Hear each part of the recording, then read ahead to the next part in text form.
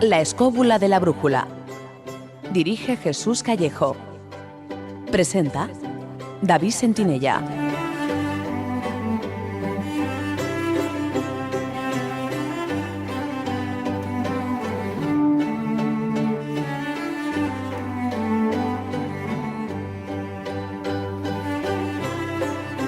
¿Qué tal estáis, amigos? Muy buenas noches. Desde los estudios de Radio 4G os damos la bienvenida un viernes más a una nueva edición de La Escóbula de la Brújula.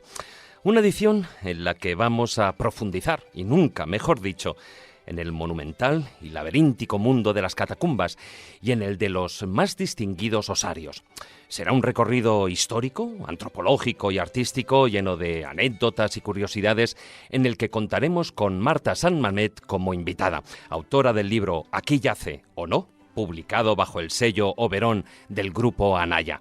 Pero antes, vamos con el sumario.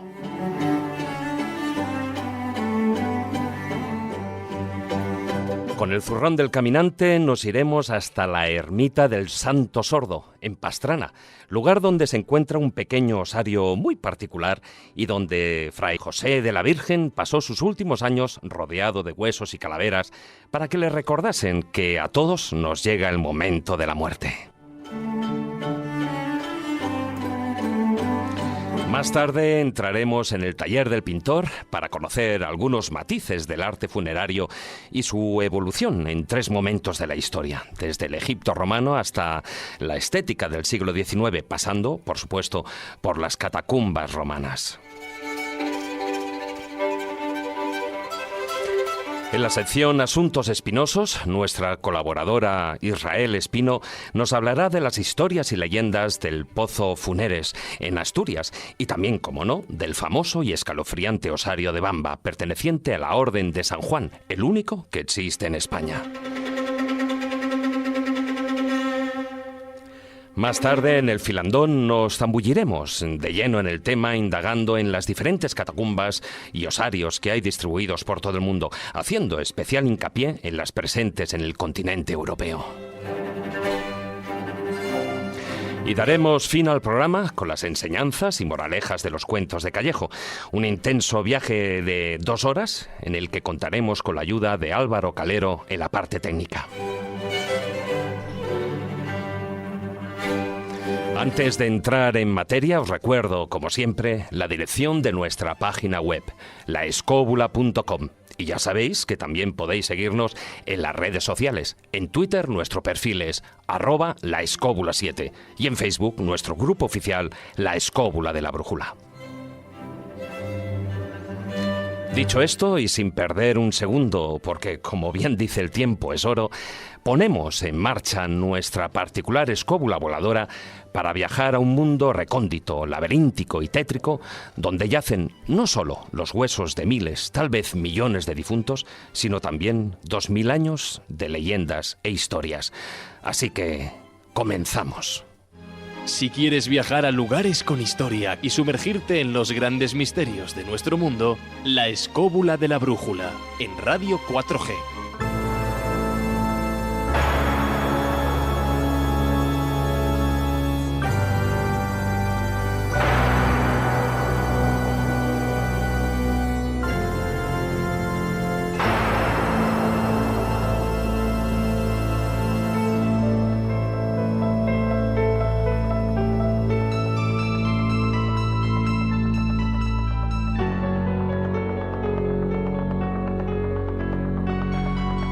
Las catacumbas son verdaderas ciudades ocultas, con sus calles, estancias y plazas. Eso sí, son ciudades frías, silenciosas y oscuras. Lugares misteriosos donde se han acumulado millones de tumbas en kilómetros y más kilómetros de galerías, jalonadas, de vez en cuando, con capillas a modo de pequeños templos que el tiempo se ha encargado de olvidar.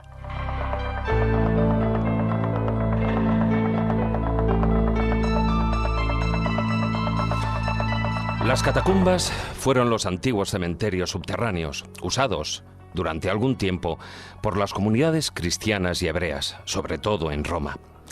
Las catacumbas cristianas, que son las más numerosas, tuvieron sus comienzos en el siglo II y sus ampliaciones continuaron hasta la primera mitad del siglo V.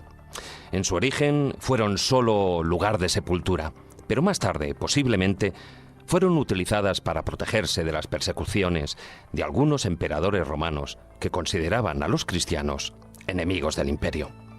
De lo que no cabe duda es que los cristianos se reunían en ellas para practicar su culto, celebrar los ritos funerales y los aniversarios de los mártires y de los difuntos.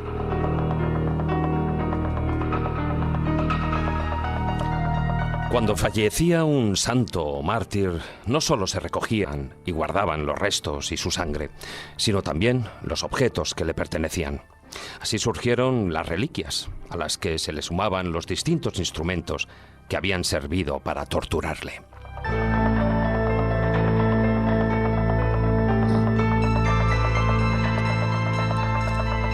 En muchos casos es difícil saber cuál es la extensión total de las catacumbas, ya que los túneles se ramifican y desvían por varios niveles, formando un verdadero laberinto. Cuando Roma fue ocupada por sucesivas oleadas de invasores, la existencia de las catacumbas cayó en el olvido y nadie las visitó durante cientos de años. Esta noche, en la escóbula de la brújula, os invitamos a acompañarnos en este viaje especial por las ciudades de los muertos. Solo un consejo: no os despistéis, porque podríais perderos.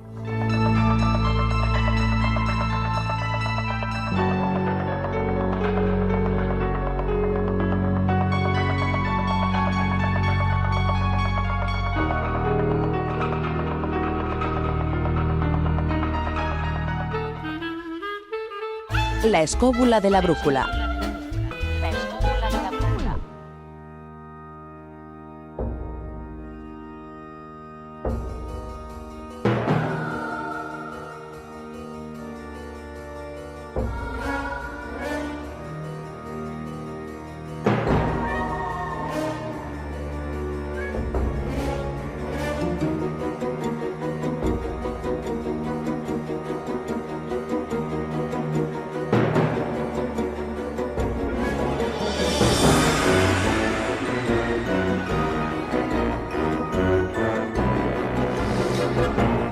Muy buenas noches, don Jesús Callejo.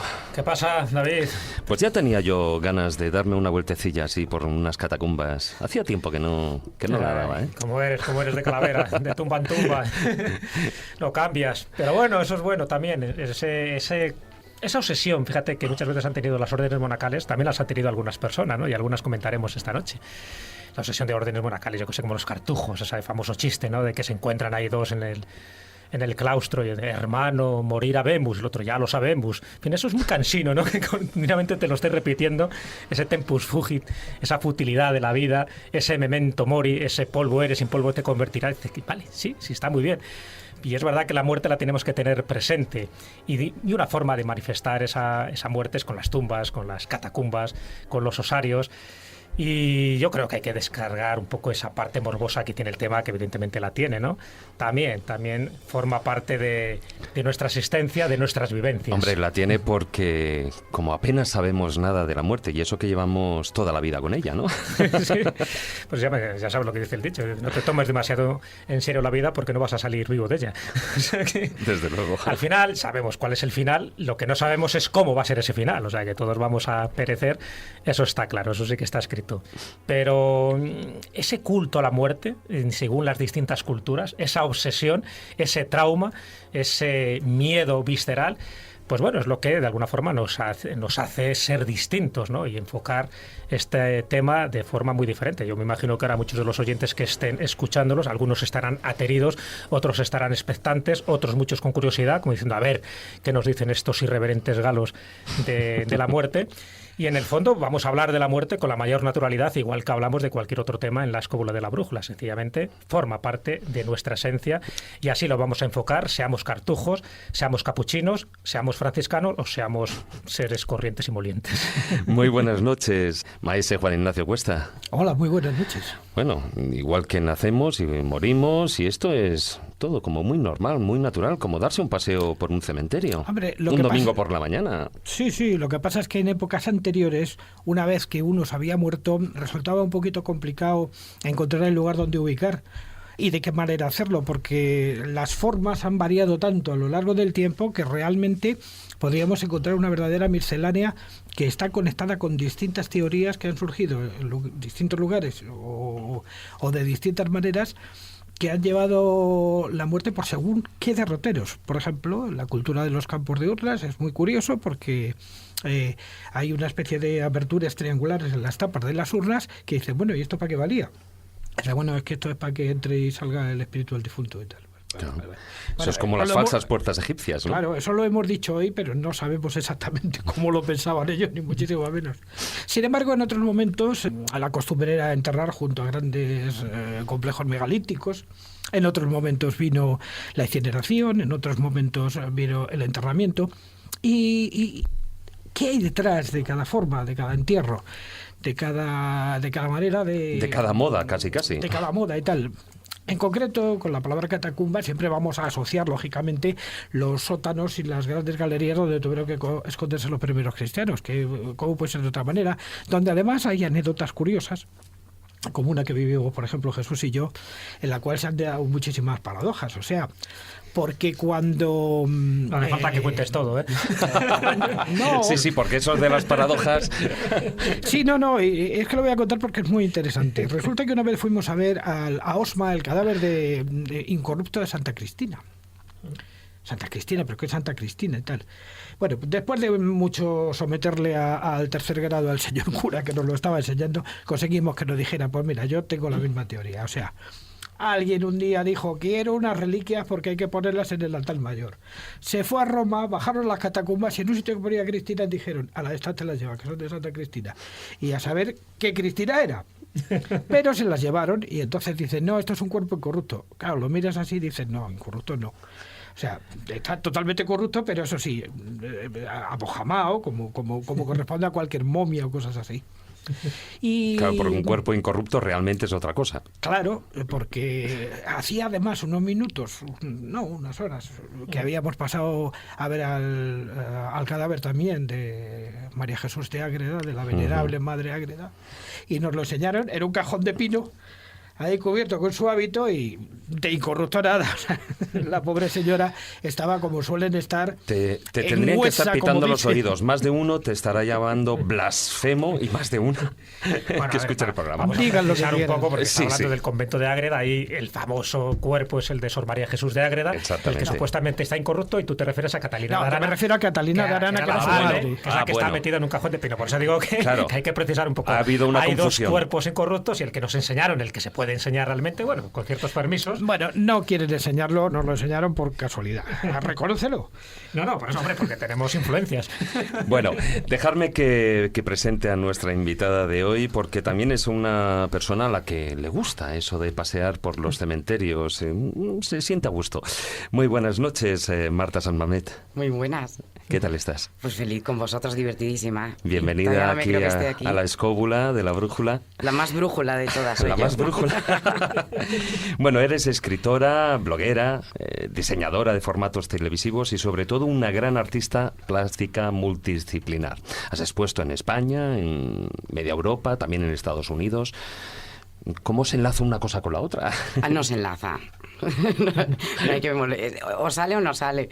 Bueno, es que hay en la vida tienes tiempo para todo. Entonces, pues para pintar siempre hay tiempo, para escribir también, para visitar cementerios, para estar aquí con vosotros. O sea que parece que hago mucho, pero no hago tanto. Es más ruido. Bueno, decía escritora, antes en la presentación, el sumario ya lo decía. Hace poco ha publicado un libro con la editorial, con el sello Verón, del grupo Anaya.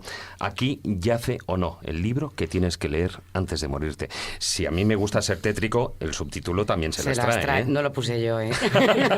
Eso es cosa de la editorial. A mí me parece muy pretencioso. O sea, yo me leería otras cosas antes de morirme antes que este libro. Lo tengo claro, pero bueno, hay que pegar estas cosas para que tenga más tirón. Bueno, ya sabes que ahora hay toda una tendencia de libros de los 100 lugares que tienes que ver antes de morir, los 100 platos gastronómicos que tienes que comer antes de morir de una indigestión. Totalmente. Por eso digo que ahora está muy de moda el que antes de morir hay que hacer muchas cosas, ¿no? Y evidentemente también hay que visitar un poco los cementerios y conocer, ¿no?, este tipo de anécdotas y de aventurillas, que en el fondo muchas veces son aventurillas las que cuentas en este libro. Bueno, ya sabes que tenemos nosotros un compañero que hoy no está aquí, pero que comparte esa afición con muchísima gente, que dice una de las maneras de ver cómo funciona la gente en un lugar es ir primero al cementerio. Claro, claro. No, es que es una gran verdad. Hay mucha gente la que hacemos eso. Nos vamos al cementerio, nos vamos al mercado, porque los mercados también tienen una riqueza. Y yo a veces, cuando puedo, y las encuentro a las librerías de viejo. Y ya con esos 3 puntitos... De esas ya va quedando. Hombre, como ¿Qué dicen, es eso? con Que ya esos no 3 quedan. puntos se conoce cualquier Sí, ciudad, ¿eh? Sí. Hombre, por lo menos conoces una ciudad de una manera distinta. Claro. Entonces, claro, también es verdad que luego en los grupos de amigos no puedes hablar de ciertas cosas, porque tú has estado en sitios donde no ha estado nadie y donde tenías que haber ido no has ido, entonces es muy raro. Pero es verdad que ya te llevas una imagen, porque el cementerio es reflejo de la sociedad. Claro. Y ahora mismo estáis viendo el horror de cementerios que tenemos, no los del 19, ¿no? Los del 21... es un rollo patatero. Bueno, cada vez menos tumbas, ¿no? Porque ahora que ya la gente se claro, ya verás como dentro de poco los cementerios serán prácticamente museos al aire libre. Porque sí, poca los gente preservamos. Se va entonces, de aquí a 100 años, ya lo verás. Sí. Bueno, ya no lo veremos, lo veremos de otra manera, pero posiblemente se conviertan en pequeños museos, pues eso, del pasado, de ver cómo se entendía la muerte, cómo había esas tumbas pintureras, como tú también las defines en tu libro, porque cada vez hay menos gente que se entierra. También es verdad que hay otro concepto ya del cristianismo. Antes la gente se enterraba porque se pensaba que se iba a resucitar físicamente, y ahora ese tipo de conceptos ha cambiado. Y me da la sensación, sobre todo muchos de estos cementerios que estoy viendo, que se van a convertir en eso, en museos. Bueno, detrás del horror, como tú dices, del cementerio novísimo, ultramoderno, y detrás de los osarios de alguna manera renacentistas que recogieron restos de la Edad Media, existe lo mismo. Aunque suene duro de decir, es que no tengo sitio para ponerlo, coño, que tengo mucho muerto, es que no sé dónde ponerlo. Bueno, Marta, tú eres una gran difusora de lo que es el turismo, de los lugares de sepelio, de los, por ejemplo, cementerios, etcétera, ¿no? ¿Por qué? Bueno, porque creo que tienen cosas que no tienen otros sitios, entonces la experiencia es mágica. Luego también lo que yo he visto es que la gente, uno le tiene que echar muchas narices para ir solo a un cementerio y tal, pero parece que si lo hace en grupo, no sé, que es más cómodo y pasa menos miedos, que luego miedos ninguno. Yo puedo pasar más miedo en otro sitio. Pero es verdad que lo hacen así. Y luego es que es muy fácil enseñar quién era una persona a través de su tumba.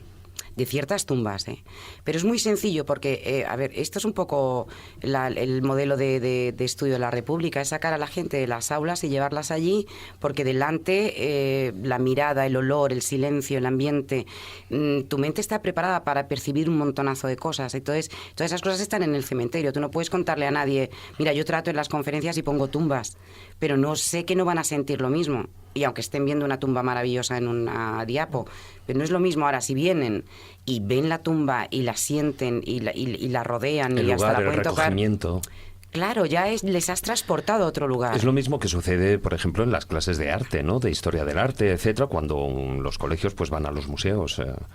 Yo creo que el funcionamiento es el mismo. Claro. De todas maneras, es que el cementerio además hay algo que te garantiza en la mayoría de los casos, aunque parezca mentira, no todos, evidentemente, pero en la mayoría de ellos suele, sobre todo si vas a las partes que no están actualmente, digamos, en ocupación permanente, sueles encontrar una cierta paz, una cierta calma, lo cual te permite pues pasear, reflexionar sobre muchísimas cosas en un lugar donde no te vas a encontrar a un señor con una botella de vino y a 4 con cervezas dando voces. No suele, a veces pasa, ¿eh? No, pero bueno, no es lo normal. La de Yo no lo he visto Morrison nunca. En Perlaches, en el cementerio, cuidado, hubo una época en que se preparaban verdaderas orgías y verdaderos botellones. Por eso digo que, pero si tú vas a un cementerio de estos perdidos en las llanuras de Castilla, por ejemplo, en cualquiera de esos pueblos donde el cementerio está separado del pueblo y allí pues no va nadie, además incluso ya no se entierra prácticamente a nadie porque no hay nadie a quien enterrar. Por ejemplo, un caso muy concreto, el cementerio de Tenzanos, en la provincia de Segovia, donde aún entierran en tierra, sí. Donde aún entierran en tierra, es difícil que te vayas a encontrar a alguien. Lo que sí te puedes encontrar es fenómenos curiosos. Por ejemplo, cuando el pueblo, provincias de Guadalajara, Soria, Burgos, sitios que yo he estado en muchísimos, te puedes encontrar otro fenómeno también curioso, y es que según vas por el cementerio en un día de lluvia, al no estar utilizado, en un momento dado puedes resbalar con la tibia, con un peroné. Hay huesillos. Sí, hay algún huesillo perdido, porque se han ido desarmando, sobre todo los que estaban en altura, los que estaban en nichos o los que estaban un poquito más altos y tal, y se han caído. Sí. Y no hay nadie que los reclama. De hecho, hay un caso muy concreto que a mí me gusta mucho porque es uno de los lugares donde yo suelo ir a pasear y que seguro que a ti te va a encantar. Hay un pueblo que se llama Romerosa, del que ya no existe memoria. En ningún sitio, excepto en uno que luego voy a contar, porque es una historia bastante curiosa. Romerosa está en medio de Guadalajara y posiblemente, según las estadísticas que tengo del Ministerio de... El Instituto Nacional de Estadística. El Instituto Nacional de Estadística, según las estadísticas que está comprobando, ya hacia 1870 ya estaba completamente deshabitado y todos sus habitantes habían pasado, aunque vivieran en el pueblo, al partido judicial de Cogolludo. O sea, que es abandonado. Es un pueblo Sí, abandonado. está completamente abandonado. Allí no hay nadie, excepto un pastor que se ve que aprovechó alguna de las restos de las casas que quedaban para hacer un pequeño aprisco. Sí. Bueno, pues dentro de la iglesia, que era muy hermosa, debió ser un pueblo principal o de cierta importancia en su momento, porque la iglesia que es grande, Sí. que es grande, por lo visto se consagró a San Pedro y a Santa María en el año 1706, que figura en el dintel principal de la puerta. Y dentro, en el interior, pues se ve que los que pagaron esa iglesia se habían construido una especie de tumbas de pared. Dentro de la iglesia, Sí. ¿no? Sí, lo que en catacumbas se llama, lo que se llaman los lóculi, o sea, Sí. enterrarse en las paredes, de Ujú. alguna manera, ¿no? Bueno, pues se habían caído y todos los esqueletos estaban por ahí. Siguen estando. Siguen estando por ahí. Sí, restos. Ya los cráneos, por ejemplo, se los han llevado, los huesos más grandes se los han llevado, pero todavía en Romerosa tú puedes encontrar piezas humanas, o sea, huesos humanos. No lo digas muy alto. No, es que ahí no va Sí, nadie. Espérate. porque No, luego te acabará garantizo, yendo la gente. Nadie ahí. va a ser Hombre. nadie va a ser capaz de encontrar Romerosa. Menos tú. Solamente los aguerridos señores descubridores de misterios en la provincia de Guadalajara podrían ¿Ah, sí? llegar a encontrarlo en un momento dado. ¿Me llevarás a ese? Sí, por supuesto que Vale. te puedo llegar. Bueno, pues allí estaban y quedan todavía muchos restos de todos estos huesos. Y es un lugar donde yo he dormido varias veces. O sea, he dormido ¿En la con- iglesia? Dentro de la iglesia, con los huesos alrededor. Nos hemos refugiado ahí porque yo en mi condición de espeleólogo, cuando vamos de cueva, nos refugiamos en donde podemos. No hay mejor sitio. Pues Claro. Ignacio no duerme en otros lugares que no tengan No. los ¿Para qué, huesecillos y tal. ¿Para qué me voy a ir al Y hotel? luego para el cocido, pues oye, Claro. se aprovecha. Bueno, el caso es que el lugar no resulta nada inquietante, pero date cuenta que fíjate que hay muertos que han perdido totalmente la filiación, que han perdido totalmente el respeto de los vivos porque se les ha olvidado y no hay mayor falta de respeto. En eso estoy totalmente de acuerdo ¿Te contigo. has dado cuenta No. a dónde yo quería llegar? Sí, ¿no? ¿Te has señor. dado cuenta, Marta, Me que quito el nuestro sombrero. Juan Ignacio es un abuelo batallitas perfecto? Vamos, la verdad que los nietos tienen que estar encantados. Vamos, sí. Bueno, diré que la memoria se ha perdido, excepto en un sitio. Fijaros qué curioso. Intentando encontrar documentación de este sitio, sí la encontré. La encontré en Utah. En Utah. ¿Por qué? Porque Contaste. como los mormones llevan un registro de los nombres Es de verdad. todos los seres humanos que hemos andado sobre la Tierra, Es verdad. tenían recogidas allí todas las actas de bautismo de los habitantes de Sí, sí. Esta aquel información Tienen normalmente todas. siempre la suele recoger siempre un hijo de Utah. No se sabe bien por qué. Nunca se sabe muy bien por qué, por lo cual allí está siempre toda la información. O sea que los únicos que les han mormónica. los únicos que les han guardado memoria a estos abuelos han sido los mormones. Maese, Después de respira esto- un poco. Después de esto ya nos Respira un vamos. poco. Marta, en el libro planteas una serie de, bueno, en todos los capítulos, un listado de ciudades, de cementerios, de anécdotas. Ahí, bueno, pues pones desde la Almudena hasta el Vistalegre de Río en Bilbao, etcétera. Qué Hay bonito es un ese. montón, ¿no? Pasando por Montjuic, etcétera. Sí. Hay un montón. De todos ellos, de estos cementerios que tú planteas, ¿cuál es el que, por decir una manera, más te ha impresionado, más te ha gustado? El que me parece a mí más parecido a Perlachés. Perlachés es que es una maravilla. Además de Perlachés... Es un museo partieron más que un cementerio. Claro, pero de ahí se inspiraron todos los que... O sea, nuestros arquitectos iban allí. Pero el que más mantiene, yo creo, que esa estructura de jardín es San Isidro. Y no por mi relación con San Isidro, que es muy estrecha y es verdad que les quiero mucho y hacemos muchas cosas así. Pero es que estás paseando por un cipresal protegido y estás paseando por verdaderas joyas que no tienen otros cementerios. Entonces, San Justo, por ejemplo, está bien... No, encima ese, pero San Justo está abigarrao. En San Justo no se ha respetado ese espacio, jardín. ¿no? Claro, entonces tú vas al patio, supongo, donde está Larra y demás, y está abigarrado, no puedes ir pisando tumbas. Esa es lo las que tumbas me las choca. comparten varios escritores, con lo cual ni Sí, siquiera tienen una tumba cada uno. Ni siquiera tienen una tumba para ellos. Es Entonces, verdad. es verdad que hay mucho escritor y mucha mente brillante ahí enterrada, sí, pero el paseo no es agradable. Es así. Y fuera de... Sigo. Sí, Que hombre, por que supuesto. yo tengo carrete como aquí. No, porque si tú te callas habla Maese rápidamente, vale. o sea que Bueno, hoy viene, ¿cómo viene? hoy viene lanzado. Joder, Ignacio. En lugar de un Está bastón, lleva una tibia. Está pensando ahora. Es que yo ya siempre he está. querido ser enterrador. Hoy, pues mira, hay Otra una... nueva faceta, ¿eh? No, yo en este libro fui enterradora por un día porque quería saber lo que era. Y fui con alguien que os recomendaré que traer aquí, que es el único escritor enterrador. Es un enterrador que escribe y tiene ya 10 o 12 libros, muy interesante. ¿Epitafios o...? No, escribe de todo. No solo epitafios. Bueno. Si es que además lo de los epitafios es muy complicado. Yo sí que voy a empezar a recopilar los epitafios de toda la gente que voy conociendo. Y lo voy a ir a apuntar como... a ver qué pasa. Hay epitafios que Son fantásticos. Son fantásticos y aparecen en un momento dado que dices, pero ¿será posible que a alguien se le haya ocurrido poner esto? Porque ¿A a que veces sí? el epitafio... A veces el epitafio se transforma en venganza, otras veces se transforma en otra cosa, otras no sé. Dice mucho del muerto y de sus familiares. Por ejemplo, aquí yace Carmina, cementerio gallego. Dice, por fin cerró las piernas. Sí. Bueno, Los hay peores, ¿eh? Sí, Ya lo sabéis. los hay peores. Bueno, y dentro de esas, hablando de epitafios, ¿Y qué habrá querido decir? esas tumbas, bueno, hay un capítulo que hablas de tumbas parlantes. No, pero me refiero precisamente a lo que estaba diciendo el maestro, que es que te están hablando, o sea, tú vas paseando y lees el epitafio y claro, te van contando cosas de ellos. Por ejemplo, en Huesca a mí me sorprendió mucho una señora, bueno, claro, son 2 placas de cerámica, abigarraditas ahí, apretaditas las letras, pero es que te cuenta todo, te dice el tiempo que le dolió la pierna, qué le ocurrió, de qué murió al final, entonces acabas conociendo la vida de la señora. Entonces son tumbas parlantes, son tumbas que te van contando, y te van contando a través de poemas, a través de epitafios, a través de reflexiones.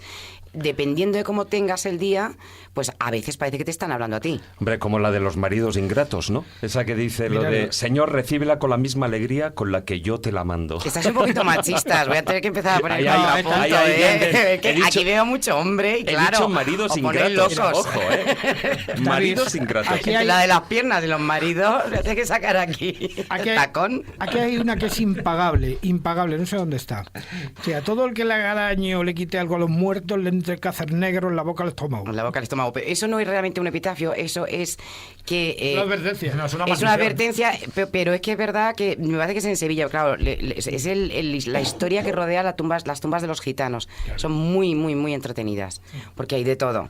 Entonces, a ver, con el respeto siempre hacia la libertad de expresión y la libertad artística, la verdad es que son verdaderas maravillas, porque es que te pegan gritos nada más de entrar en el cementerio, ya ves dónde está la tumba gitana, porque tiene unas flores, El cromatismo, un colorido, es que todos esos cristalitos brillando cuando los da el sol, es una cosa mágica, las limpísimas que están. Bueno, si os parece, dejamos esta introducción y vamos a entrar ya de lleno en las secciones.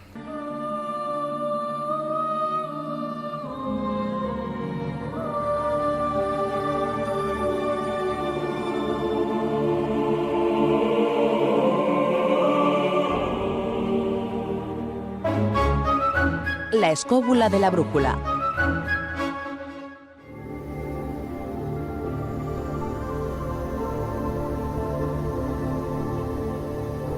El zurrón del caminante.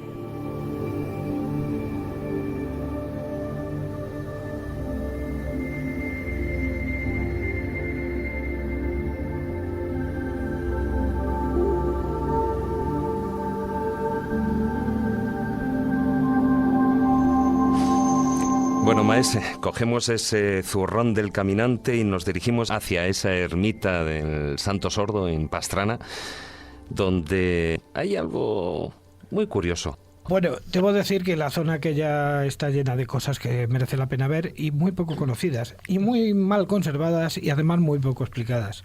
Esa es una zona muy importante, sobre todo lo fue en el siglo XVI, por muchísimas razones de tipo histórico, que tendríamos que evaluarlas todas para entender un poco qué es lo que pasó allí. Esa es una zona que ya venía desde antiguo ocupada por diversos pueblos y por diversas gentes que se habían asentado allí posiblemente desde tiempos preibéricos, yo diría incluso. Sí, en toda la zona de Pastrana. Parece ser que por la zona anduvieron tribus carpetanas, tribus de Olcades. No se sabe si a lo mejor un rebotazo de lobetanos que venían, en fin. Sí, pero venían rebotados. Claro, efectivamente. Entonces ya tenemos el nombre de Paterniano, un cónsul que estuvo en la zona de Pastrana y que le da su nombre. Paterniano da su nombre a Palaterna y Palaterna daría después su nombre a Pastrana. Y toda la zona empieza a tener, no se sabe muy bien por qué, una cierta fama de que es un lugar de recogimiento bastante importante. Quizá por la confluencia de dos ríos, o sea, al estar en una zona entre dos ríos y una zona bien regada de alguna manera, telúricamente es como un lugar muy, muy amable para poder asentarse allí y no tener que buscar la comida demasiado lejos, después de bajar de las estepas de la Alcarria, que son realmente inhóspitas y en aquella época lo debieron ser mucho más. Y es cierto que es un lugar que empieza a tener fama de sagrado, de tal manera que va incorporando de distintas creencias algunos elementos, sobre todo después de la aparición en escena de la princesa de Éboli, ya sabéis, en época de Felipe II, sí, que nos lleva allí a una serie de moriscos que todavía habían quedado retirados a trabajar en unos telares, en lana, seda, sobre todo con gusanos de seda. Y a los que se les atribuye el haber ocupado una serie de cavernas que ya estaban allí desde tiempos inmemoriales para usarlas como bodegas. Bodegas que encuentran los presuntos protofundadores de la Orden del Carmelo, que llegan allí y buscan el hacer una fundación. Y antes de hacer sus fundaciones, lógicamente, tienen donde refugiarse. Y la gente de la Orden del Carmelo que busca son Montes Carmelos, con sus cuevas.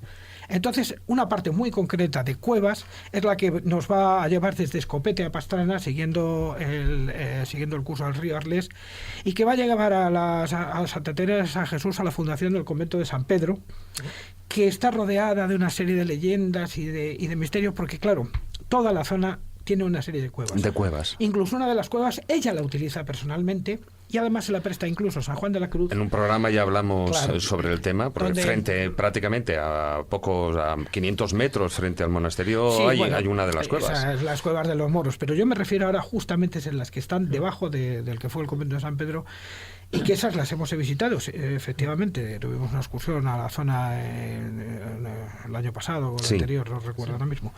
Y hay una capilla que era muy querida por la santa, por doña Teresa de Cepeda y Ahumada, y también por la princesa de Éboli. Es un lugar muy curioso.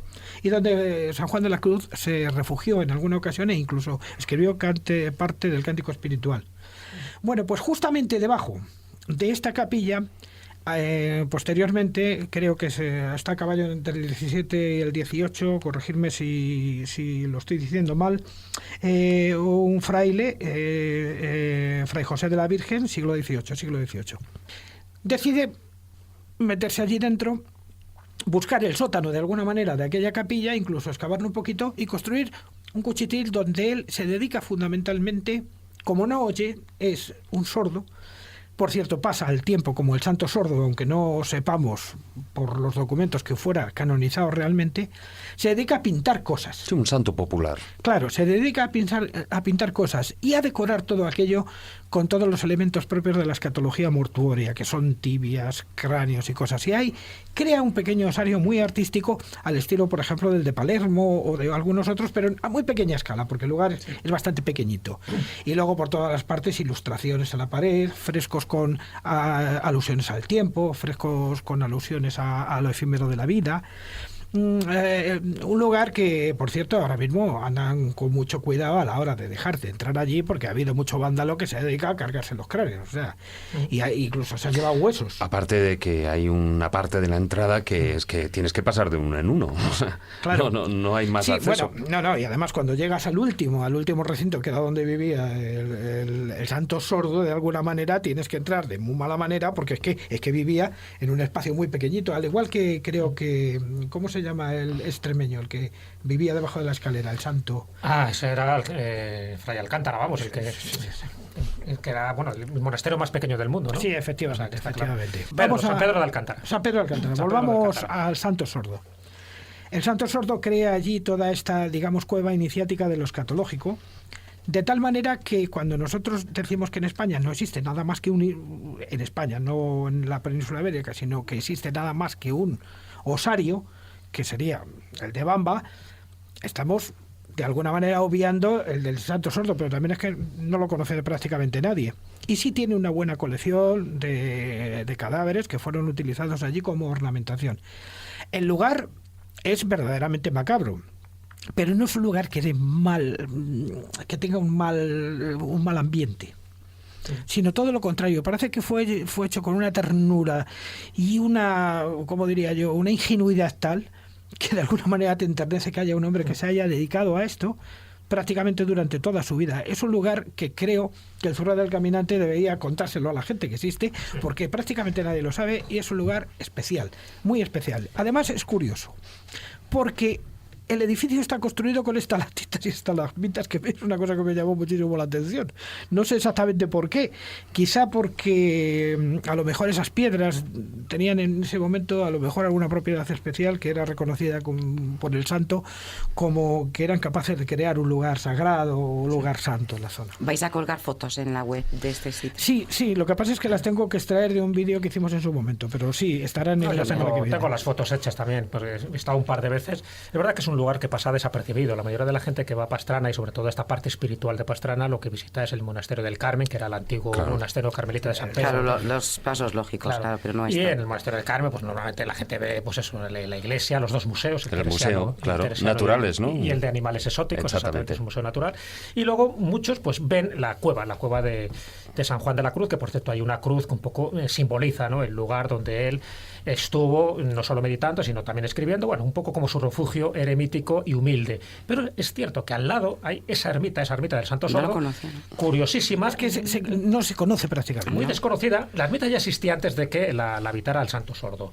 Este Fray José de la Virgen ya existía ya desde el siglo XVII. Lo que pasa es que él, en 1716, la habita y está allí los últimos años de su vida. Los últimos años, que estamos hablando de 8 años. Es decir, tú cuando bajas la ermita vas bajando 2 pisos. A medida que vas bajando, la oscuridad es mucho más penetrante, ¿no? Tienes que ir con una linterna y ahí es donde empiezas a ver todo tipo de escenas macabras, de escenas morbosas, que en el fondo es lo que él quería. Él estaba preparándose para el momento de morir y de la mejor manera. Encima, como tampoco oía, pues estaba totalmente recogido en su mundo, en su microespacio, y tan microespacio que en algún sitio solo cabe una persona, no caben muchos más. Entonces es cierto que es todo un canto a la muerte de una sola persona, que le dejaron un poco que viviera como él pensaba que debía vivir los últimos momentos de su vida, que llegaron a ser hasta 8 años. Y a partir de ahí, toda esa decoración, que es verdad que por gamberrismo y por vandalismo han desaparecido algunas calaveras, algunas tibias, pero todavía queda la esencia del lugar, de lo que él solo veía, porque prácticamente no salía de esa ermita.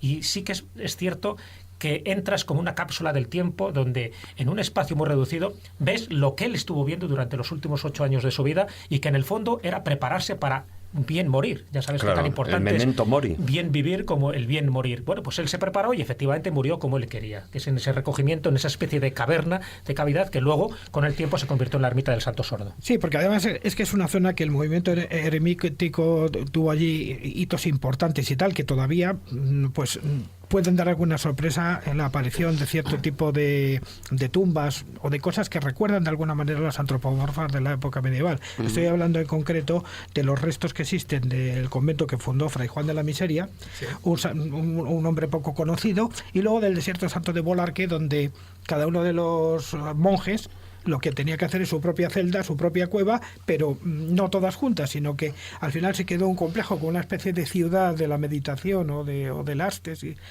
ástesis, y solamente se iban a un lugar en concreto a juntar como refectorio para las misas, para comer y todas estas cosas, pero todo el mundo vivía en sus propias cuevas. Y de alguna manera, algunas de estas ermitas y algunas de estas cuevas han quedado después de la construcción del embalse de Bolarque por debajo del agua, y se pueden visitar buceando, que es una cosa bastante curiosa. Bueno. Es una cosa muy curiosa. Sí. ¿Dónde está enterrado el Santo Sordo? No lo sabemos. O sea que Se hace Es toda muy esa choza y luego no, el hombre no está ahí. No, porque en su época ya digo que es una persona, era prácticamente irrelevante, seguramente que estará enterrado en la propia obra del convento. En algún lado. Lo más probable, o en el cementerio del pueblo, no lo sé. Pero, Habría que buscarlo. Pero estaría A ver por dónde allí, está sí. este hombre. Podría haberse. Tiene que estar en la zona. Bueno, yo me voy de todas maneras, como mi afición por traer sonidos que tengan que ver con lo que estamos hablando, me voy a remontar a la primera partitura que conocemos, escrita, que hemos sido capaces de interpretar, que es el Epitafio de Sicilo. Una partitura que se encuentra actualmente en el Museo Nacional de Dinamarca porque desapareció después de las guerras y las cosas, e incluso se encontraba bastante deteriorada. El lugar aparece en una columna de mármol donde un tal Sicilio le dice a su esposa Euterpe una serie de palabras muy bonitas que están muy relacionadas pues con lo que estamos hablando, con la escatología de la muerte, y donde vamos a encontrar un texto griego que traducido vendría a decir más o menos No lo como encuentras. brilla. No lo tengo, pero dices brilla. Pero se lo sabe, No lo encuentro porque la impresora me ha hecho una de las suyas. Pero vamos, os lo puedo decir, o sea, brilla en tu vida, porque una vez que hayas muerto, la tierra estará sobre ti y ya no vas a poder brillar de alguna manera. Bueno, pues esta que es la primera partitura que hemos podido interpretar, porque posiblemente existen, y a nuestra vista, muchas partituras de cómo se hacía la música en la época clásica, tanto romana como griega, pero no somos capaces de interpretarla. Pero esta sí hemos sido capaces de interpretarla, y he traído ese sonido por parte de alguien que la ha interpretado y que nos ha traído ese epitafio de 6 kilos o de 6 Sicilo. Pues vamos a escucharlo.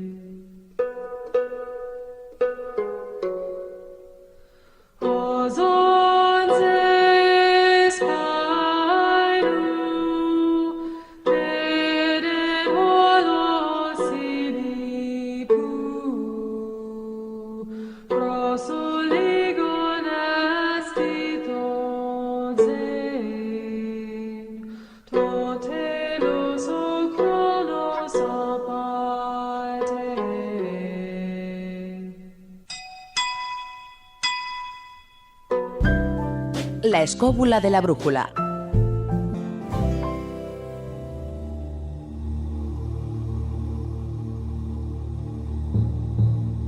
El taller del pintor.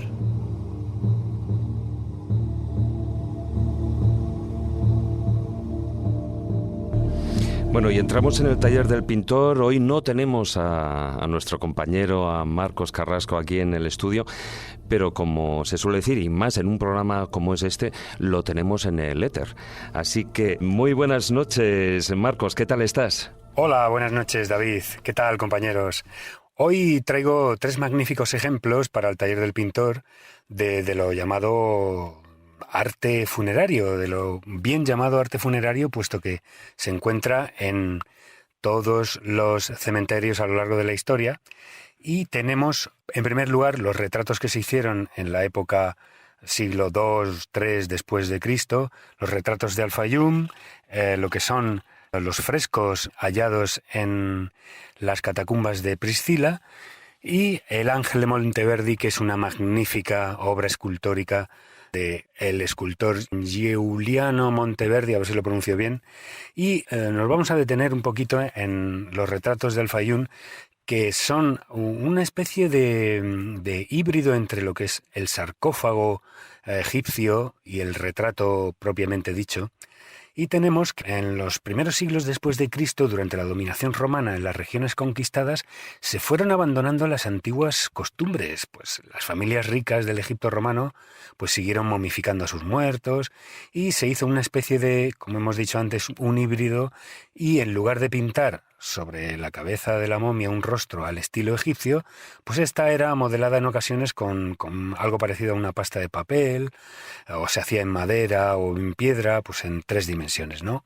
Entonces se pasó a hacer una combinación entre lo que es un sarcófago con una decoración absolutamente egipcia, de estilo egipcio, con un reconocimiento de la persona que estaría enterrada dentro, o estaría momificada en este sarcófago, con un retrato del difunto. Este retrato están realizados por artesanos de la necrópolis de Fayum, con todos los recursos del retrato grecorromano. De los griegos es la invención del retrato naturalista. Bueno, ¿qué no inventaron los griegos? ¿Qué no inventaron los romanos? ¿Qué no inventaron los egipcios? Estos retratos están realizados por artesanos de esta necrópolis y tienen una extraordinaria viveza. Fueron pintados en vida de la persona o copiados de algún retrato suyo anterior. Quiero decir que son absolutamente volumétricos y estaban hechos propiamente en la propia tela del sudario que los envolvía, o bien se hacía como una especie de plaquita de madera muy fina, muy fina, muy fina, y se pintaba los rasgos de este difunto. Están realizados a pincel, a espátula, a temple, bueno, pues con pigmentos mezclados con yema de huevo, que es lo que es la técnica del temple, o la técnica de la encáustica, que como bien sabéis es cera de abejas mezcladas con pigmento. Aquí hay que destacar que son rostros de una intensa mirada, en la cual el escritor André Malraux dijo que en ellos resplandece la llama de la vida inmortal.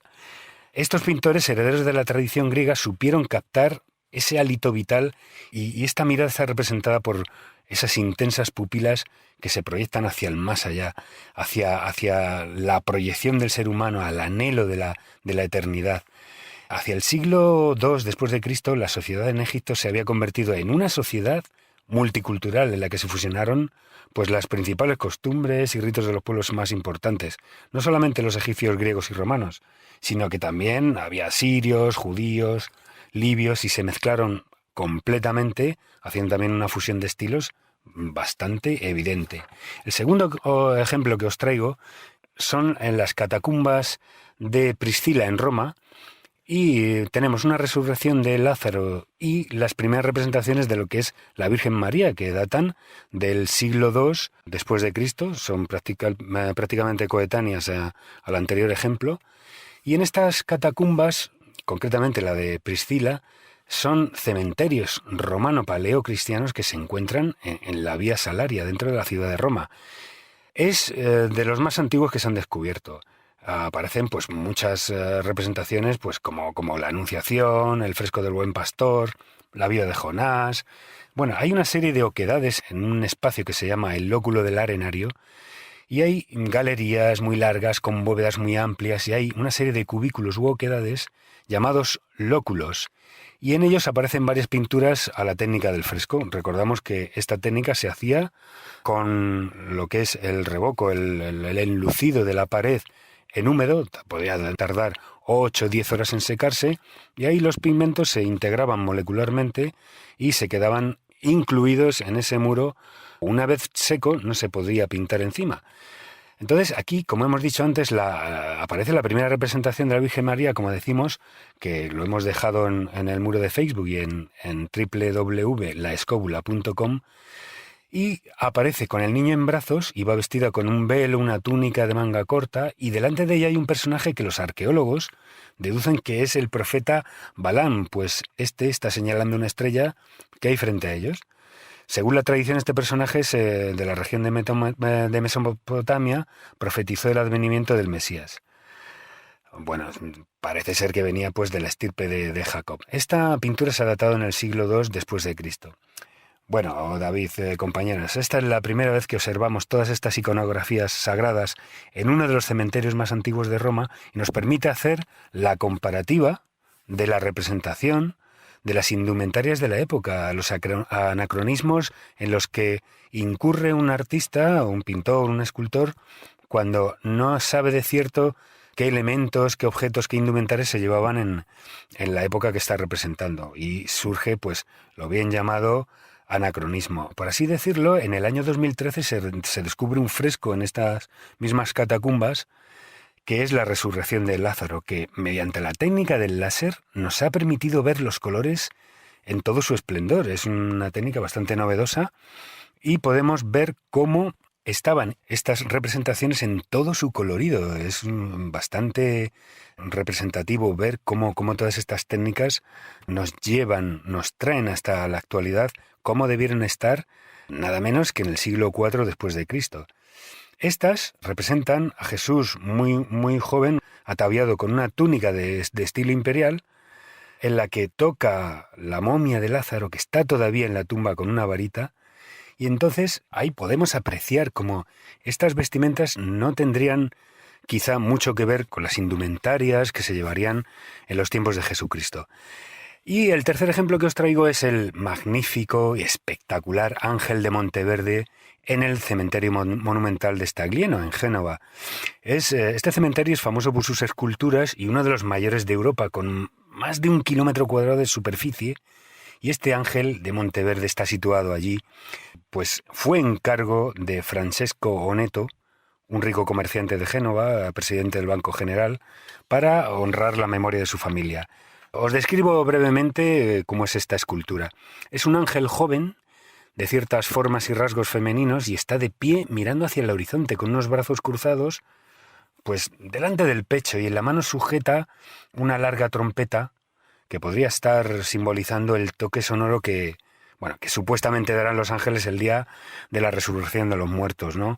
La fuerza expresiva de esta figura radica en esta postura que tiene en sus brazos de recogimiento. Tiene una mirada extremadamente intensa que se dirige al más allá. Nos recuerda vivamente la mirada de David de Miguel Ángel, y estas pupilas están fijas al frente, quieren traspasar este plano físico para llegar a la vida eterna.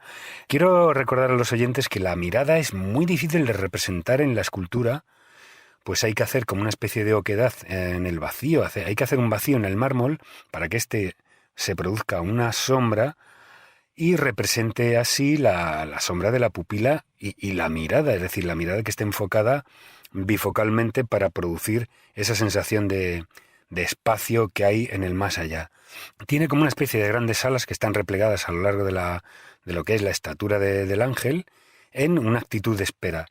Y como he comentado antes, los brazos y manos están cruzados de una forma con una delicadeza muy bien tocadas. Están por delante del pecho, es una postura muy elegante de recogimiento. Tiene tal gracia esta figura y tal intensidad que una empresa actual de modelado 3D, se llama 3D ZBrush Central, le ha dado vida haciendo pues como si fuera un Pigmalión del siglo XXI. Le ha puesto carne, ojos, pelo, todo ello en 3D, y la podemos ver en el enlace que os dejo tanto en el muro de Facebook como en la página web. Y esta escultura se ve absolutamente como un ser real de carne y hueso, con todos los poros de la piel. Hay una intensidad de la mirada en que Monteverde plasmó en esa cara.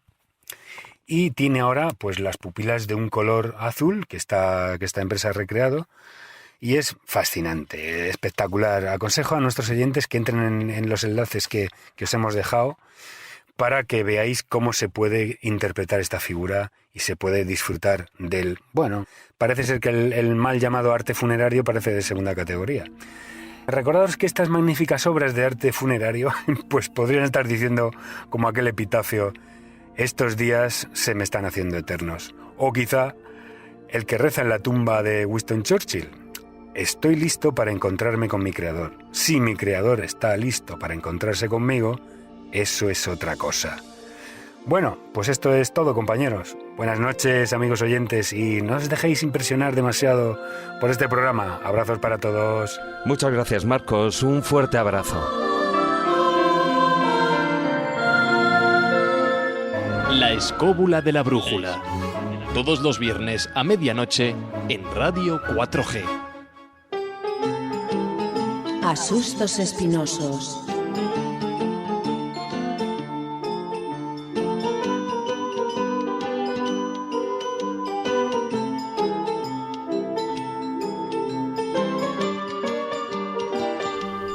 Muy buenas noches, Israel Espino.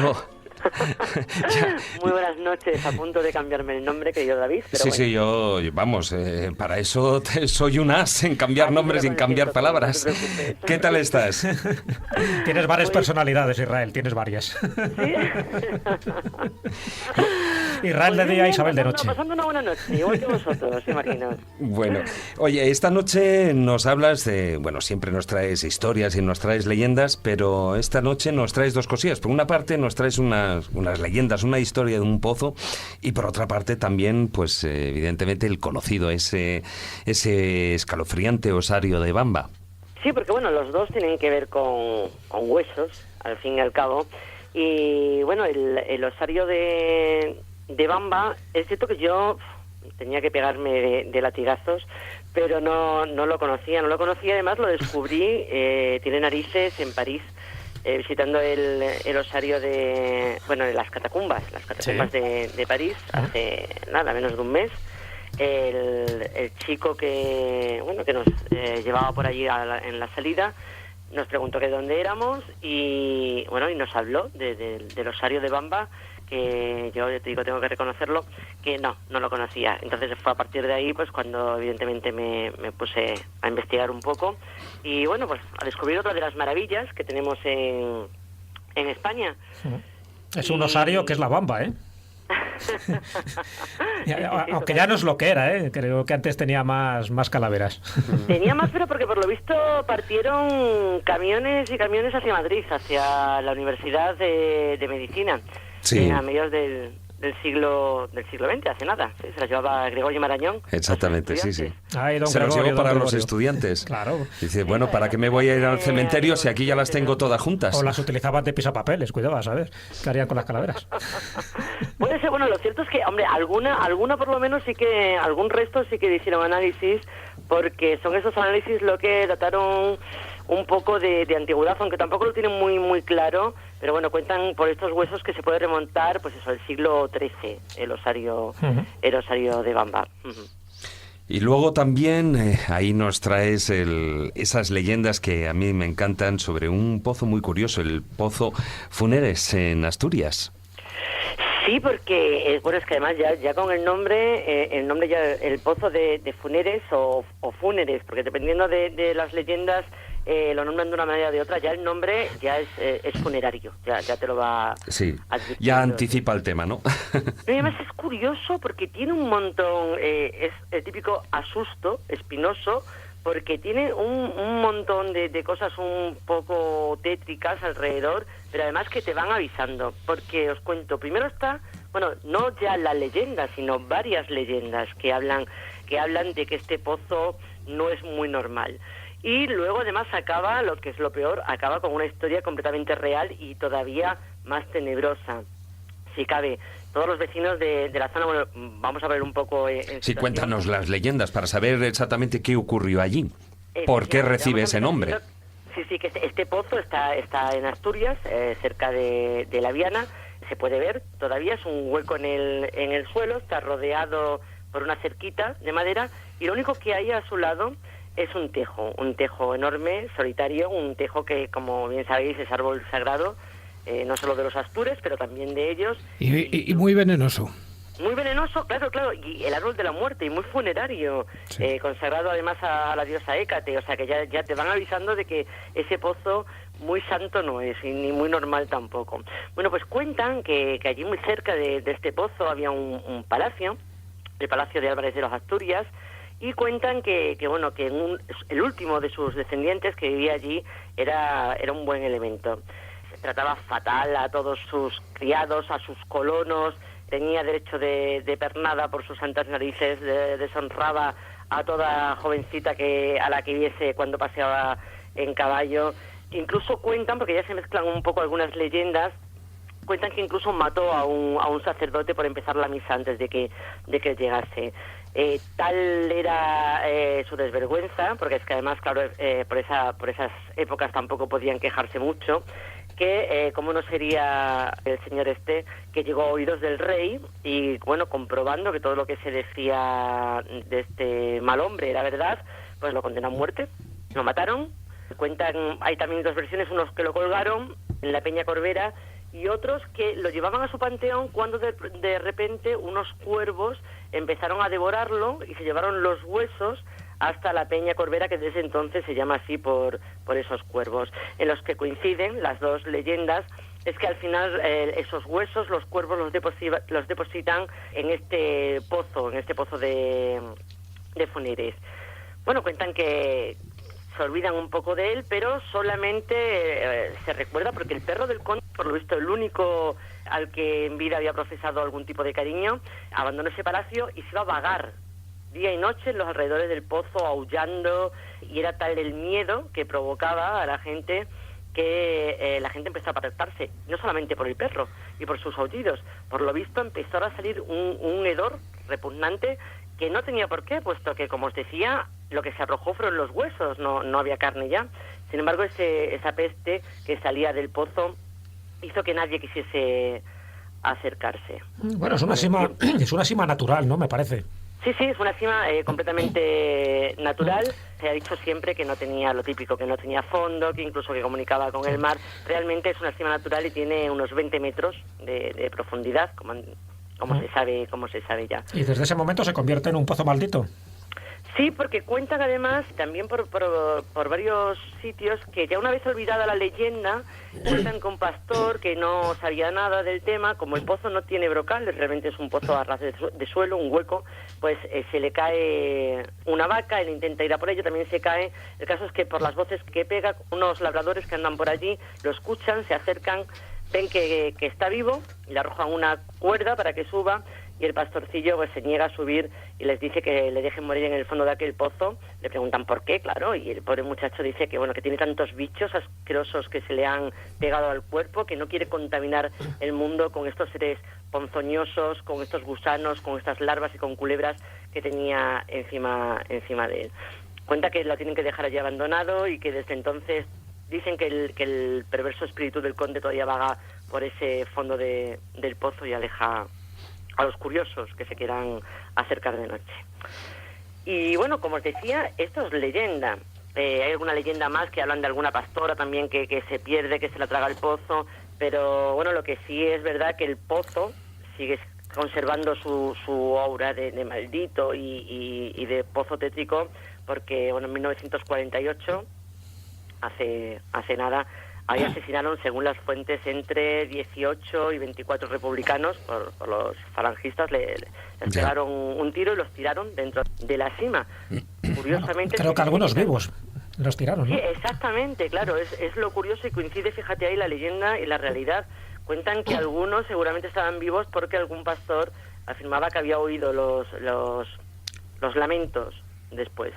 Entonces, bueno, es una manera de ver cómo coincide la leyenda anterior y la realidad posterior. Pues eso, del poderoso que abusa del humilde, del pozo como un lugar un poco reivindicativo y del pastor, finalmente, como testigo de esa villanía. Claro, la conjunción del mundo de la fantasía y desgraciadamente, del mundo de la realidad. Sí, pero es que fíjate, Israel, que a veces incluso se produce este fenómeno también con cosas mucho más prosaicas. Por ejemplo, en la zona de Río Lobos hay dos simas que están conectadas solamente en su base, pero que las bocas están bastante separadas. Entonces, por una de las bocas, tradicionalmente, se ha estado echando el ganado enfermo. Y por la otra de las bocas salía un hedor insoportable, porque la constitución de la cueva llevaba a que esos cuerpos fueran a la otra boca donde la que salía el olor. Y no fueron capaces de relacionarlo de tal manera que a la segunda la empezaron a llamar la boca del infierno y se quedó al final con el sótano de los lamentos. Qué bonito, ¿verdad? Uf, sí, precioso. Sí, bueno, con este pozo pasa algo parecido también. Hay otra leyenda que habla, como os decía, son dos pastores que están recogiendo avellanas, empiezan a decirse uno al otro, son niños, y empiezan a decirse, yo tengo más, no, yo tengo más. No. Bueno, al final, cansada la pastorcilla, dice, bueno, pues el que menos tenga, que caiga al pozo Funeres. Y en ese momento el pozo se tragó a la pastora, sin que el pastorcillo pudiese hacer nada, y dicen que días más tarde, como tú bien dices, todavía aparecían por la Fuente de la Salud, en Pola de la Llana, muchísimo más lejos, los corales del collar que llevaba esta pastora, y por eso decían que supieron todos que la fuente comunicaba con el pozo, aunque ya sabemos que en este caso no es verdad, porque el pozo, bueno, pues termina ahí en esos 20 metros que ya son. Israel, por lo que estás contando, parece ser que aparte de estos republicanos que lanzaron en el año 1948, ha habido más gente, más muertos que tiraron en esta sima. ¿Se ha hecho algún tipo de prospección? ¿Se han intentado recuperar los huesos, los cadáveres? Pues no lo sé, que yo sepa no, pero bueno, sería cuestión de investigarlo. Te lo digo por eso, porque al final se convierte en un pozo de la muerte. Es verdad que tiene mucha tradición allí en Asturias, además, pues eso, con toda la veneración por una parte y por otra el temor que genera una sima que decían las leyendas que también daba paso al infierno. Ya sabes que todas las simas profundas tienen la misma leyenda, ¿no? Sí. Pero sería curioso saber si se ha hecho algún tipo de prospección por eso, porque más que nada, a lo mejor todavía esos cadáveres están ahí esperando una sepultura digna. Bueno, pues nos enteraremos y os lo contaré en próximas ocasiones. Te dejamos la escóbula voladora y te acercas por ahí un día de estos. ¿vale? En un plis, pero si no vuelvo, buscarme. Bueno. Lanzarme por lo menos una soga. Sí. Quiero salir. Uy, eso de lanzarte una soga suena muy mal, ¿eh? ¿Al cuello? Donde sea, pero me la lanzáis. Bueno, Israel, muchas gracias una vez más. Un abrazo a todos. Un abrazo. beso, chao. Chao.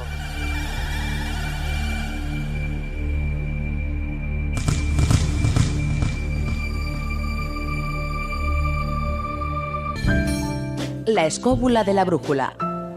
Dirige Jesús Callejo. Presenta David Sentinella.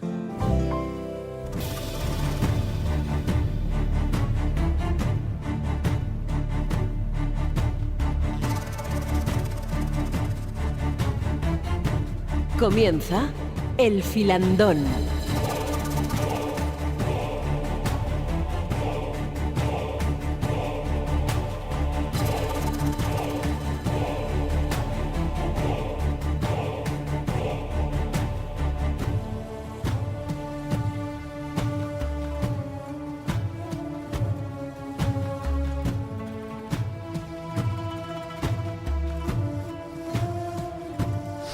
Empezamos ya con el filandón, nos hemos zambullido ya de lleno, pasado el ecuador del programa, y hablando de catacumbas y de osarios, evidentemente yo creo que en primer lugar tendríamos que hacer referencia a las primeras catacumbas, a esas a las que aludíamos, a las catacumbas de Roma, porque si no me equivoco, ahí hay más de 60 catacumbas. ¿Tú has estado por allí, no, Marta? Yo he estado en Roma y efectivamente es lo que dices, o sea, no podrías dedicar tiempo a ver la cantidad de catacumbas que hay. Es verdad que muchas no están abiertas y bueno, es un poco entrar y salir, pero hay otras que sí que puedes dedicarle bastante tiempo. Entonces, yo estuve en las de San Calixto. Es verdad que bajar a una catacumba es una experiencia no apta para gente que sea un poquito claustrofóbica, ¿no? ¿Verdad? Pues vosotros que habéis entrado, porque, hombre, hay que, concretamente en San Calixto hay que descender mucho, son casi 20 metros bajo tierra, y la temperatura, aunque sea constante, es muy húmeda, está muy oscuro, está rodeado de nichos que ahora mismo están vacíos, porque todas las catacumbas se vaciaron, pero es verdad que es bastante inquietante, se siente mucha presión de la tierra, se siente mucho el silencio ahí parece que es silencio de verdad, y aunque vayas en fila y vayas con gente, hay un momento en el que sí que te puedes quedar solo en alguna de las salas.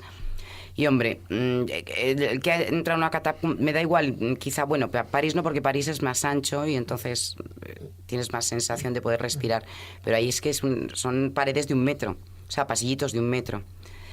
Los que trabajaban allí, que eran los fosores, pues la verdad que no sé cómo se las apañaban para ir encima cargados con un cadáver y tenerlo que subir en los loculi que decías tú. E ir ampliándolas. Porque además eran talladas, o sea, realmente sí que estaban picadas, al contrario que otras catacumbas, que también se las llama catacumbas, pero estas estaban picadas. Claro, porque los fosores, ellos vivían allí, o sea, toda su vida estaban debajo de tierra en lo que eran las catacumbas, y su trabajo era por una parte, el ampliar lo que eran las propias construcciones hechas supuestamente por los primeros cristianos o aprovechadas esos primeros túneles de paredes de toba, ¿no?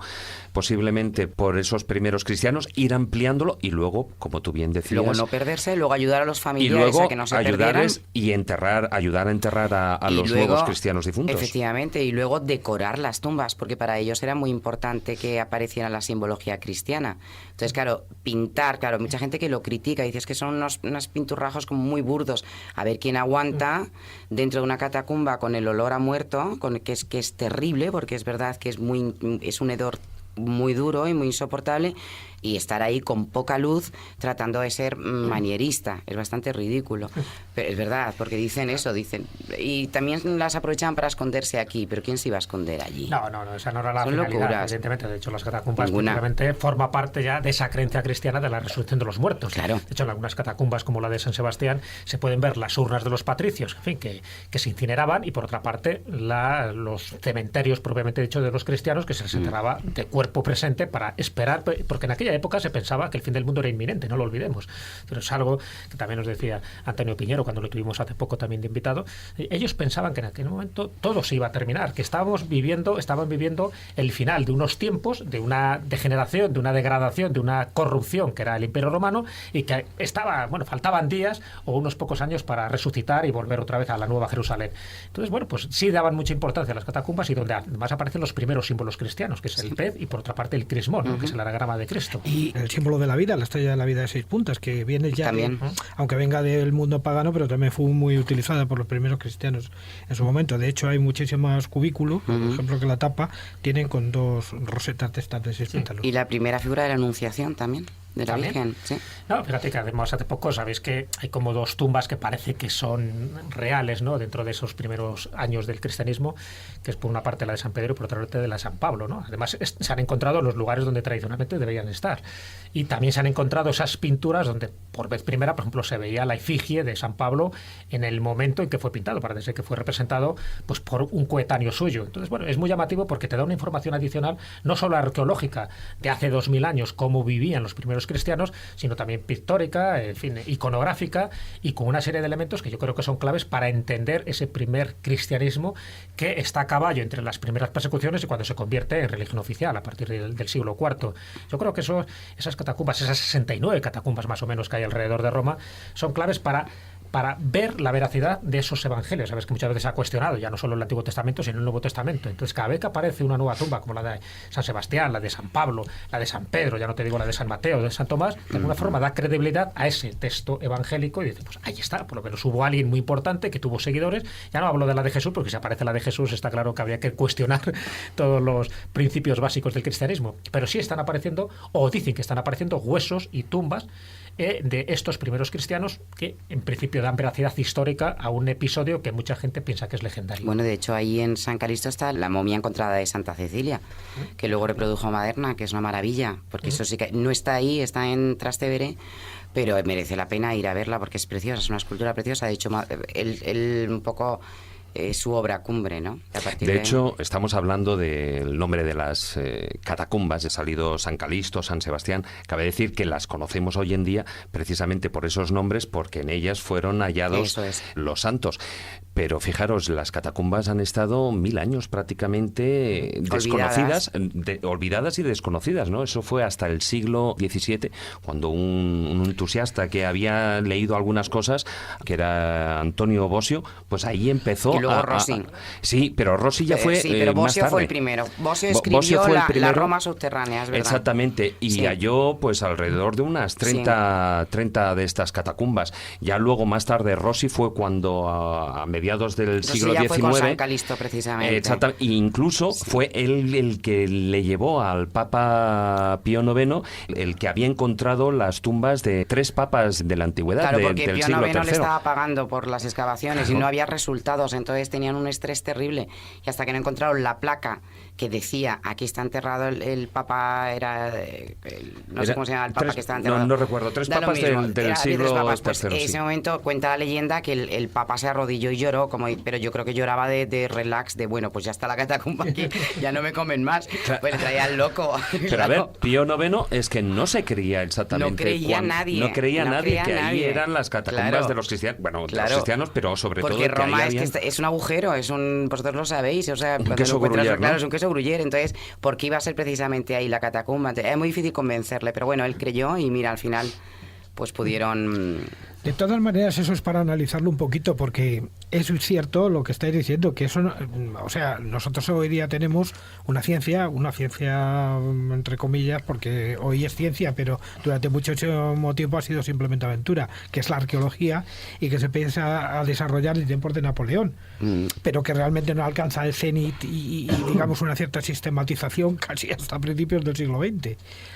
Pero es que anteriormente al siglo XVIII, a la llegada de Napoleón, o sea, digamos coincidiendo un poco con la aparición del romanticismo, que es quien de alguna manera pone un poco en valor todo esto, a la arqueología a la gente le importaba 3 pepinos. Hombre, hasta el siglo XIX, Claro, todo lo que encontraras las por catacumbas ahí, no se estudiaron de una manera seria. Claro, simplemente hasta ese momento era material reutilizable para la construcción. De hecho, Sí. sabemos perfectamente que hay una ciudad romana, por ejemplo, en España, que es la ciudad de Segóbriga, cuyas piedras se llevaron a hacer el monasterio de Uclés.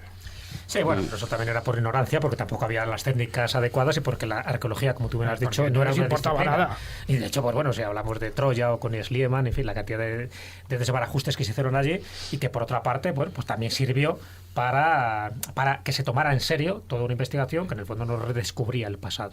Pero verdad que estamos en Roma, un poco las catacumbas, la verdad que tiene todo su misterio, pero en tu libro, en Aquí yace o no, me parece un título muy bueno, te vas también, estás en el osario de Roma, en la iglesia de los capuchinos. capuchinos, ¿no? En el centro de Roma, que yo creo que también son de esos lugares curiosos. Y te llama la atención un reloj de arena hecho con pelvis y omóplatos. Sí, sí, sí.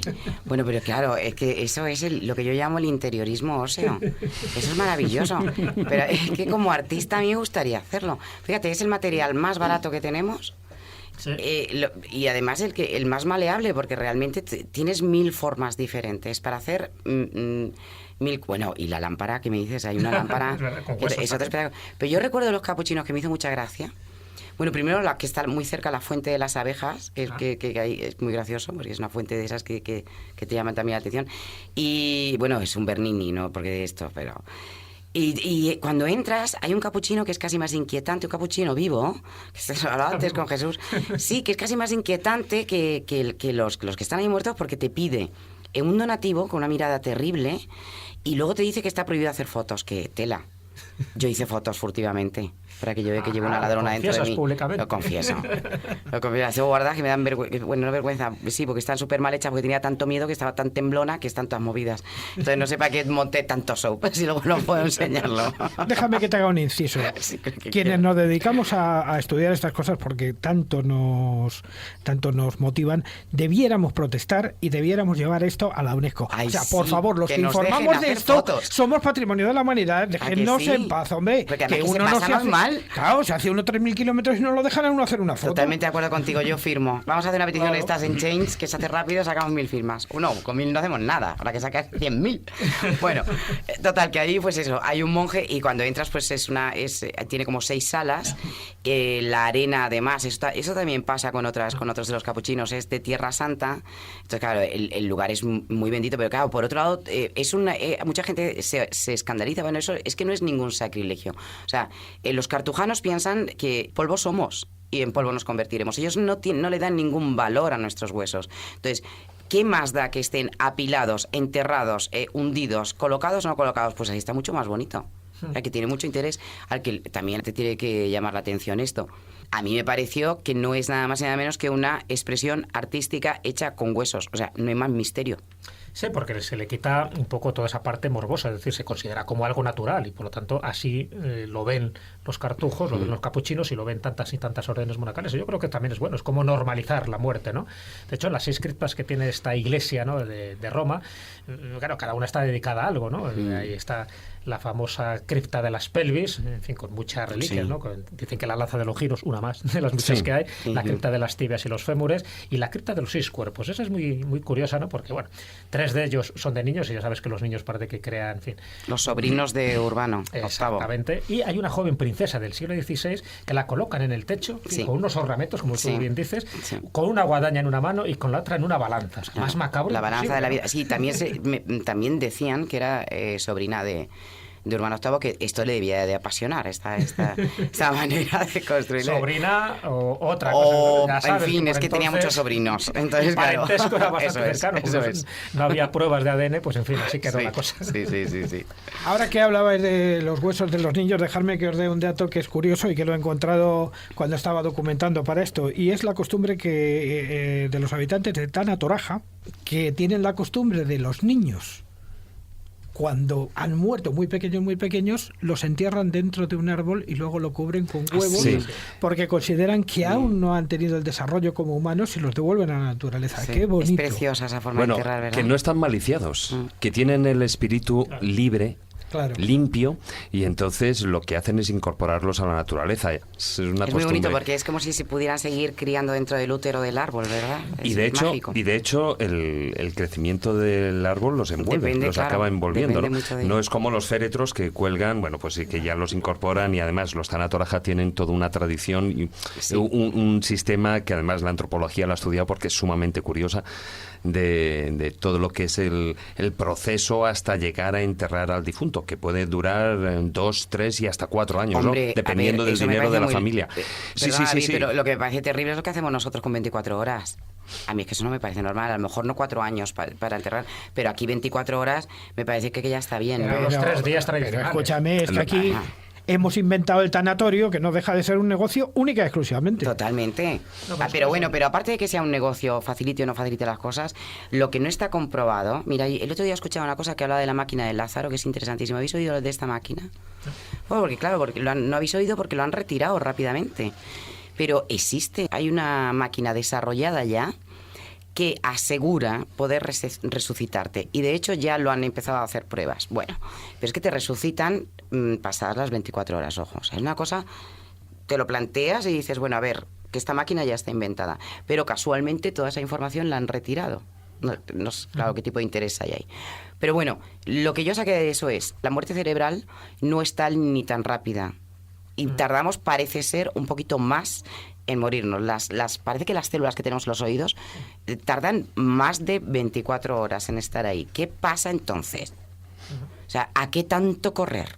Lo que pasa es que, a ver, hay un proceso natural que sigue la descomposición de los cadáveres. Entonces, Pero no a tan partir de cierto rápida, momento, vamos a esperar un poquito más, 3 días, que no pasa bueno, nada. Que no vaya a ser que luego el A mí me da enterrado... mucho miedo que esto. luego se llega al enterrado vivo, ¿no? Hombre, claro. No, que pero luego... tienes razón, Marta. Es decir, eso se ha perdido, pero se ha demasiado. perdido por una cuestión, en fin, comercial. Económica. Y porque ya el muerto estorba, ¿no? En la casa y hay que quitárselo de encima. Y Claro. nunca mejor dicho, quitarse el muerto. No pero puede es cierto que lo de los ser. 3 días tiene mucho que ver. Aquí entramos ya en corrientes mucho más espirituales, incluso más esotéricas, ¿no?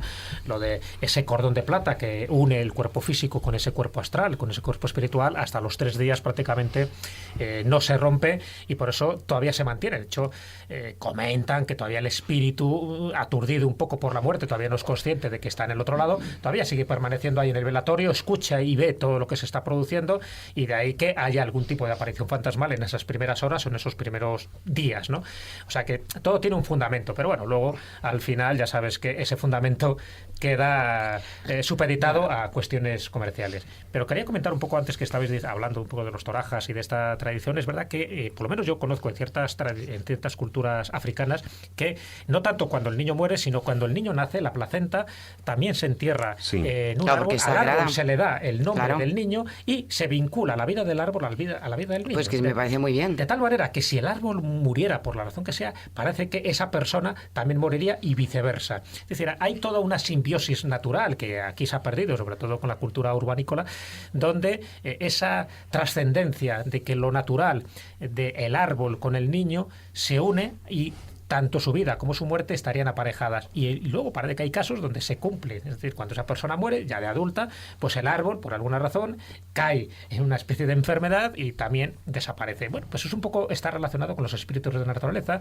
y con esos espíritus que anidaban con todo eso que estamos perdiendo. Ahora que y eso dices, es lo que se está perdiendo. Ahora que dices de la naturaleza, acabo de recordar el dato, en el caso de los Toraja, los niños que enterraban, bueno, que incluían dentro de los agujeros en los árboles, eran a los niños que todavía no les habían salido los dientes. Es decir, estamos hablando niños de menos de un año. Menos de un año, porque consideraban que si habían fallecido, todavía no pertenecían al mundo de los hombres. Pertenecían a la propia naturaleza. Claro. Es algo muy curioso, sí. Podríamos estar hablando horas de las catacumbas de Roma, de esas 60, porque vamos, es para hacer programas y programas. Sí. Pero dentro de esas catacumbas, cuanto menos sí que muy curiosas, sin salir del territorio italiano, dejamos Roma y nos podíamos ir a Sicilia, a la isla de Sicilia, porque allí en Palermo es donde están, y antes has mencionado la iglesia de los capuchinos, pues aquí nos vamos a las catacumbas de los capuchinos. Estas son más heavy, estas son ya nivel, ahí estamos hablando, sí, ahí estamos hablando de que hay, Jesús, alrededor de unos 8.000 cuerpos, se estima que hay alrededor de 8.000 cuerpos, de los cuales, bueno, pues al menos se considera que unos 900 son momias. Sí, yo creo que cada vez hay menos porque, bueno, los van derivando también a cementerios adyacentes porque ya a partir de principios del siglo XX ya no se entierra nadie allí. Es decir, claro, se ha convertido en un museo, claro, exactamente. Desde el siglo XVI en adelante sí, de hecho el primero que está allí es de 1599, además, parece que te está dando la bienvenida, sí, ¿no? Sí. Es el hermano Silvestro de Gubbio, está allí colgado, en fin, es de los pocos que está expuesto todavía, porque la mayoría de ellos están tumbados, están en sus hornacinas, en sus nichos, y es muy curioso, ¿no? Porque no te da esa sensación de claustrofobia, es decir, está muy bien ventilado y está muy bien iluminado, son pasillos grandes, pero entras en un museo. Y además en los 15 últimos años, o menos 10 últimos años, han hecho una remodelación y lo han actualizado, que no es como estaba antes. De hecho, hubo una época, de 1866 a 1897, años en los que los capuchinos fueron expulsados por los decretos de exclaustración, un poco parecido a lo de la ley esa de Mendizábal, ¿no?, de desamortización, donde, bueno, les echaron, y a partir de ese momento, durante todos esos años, quedó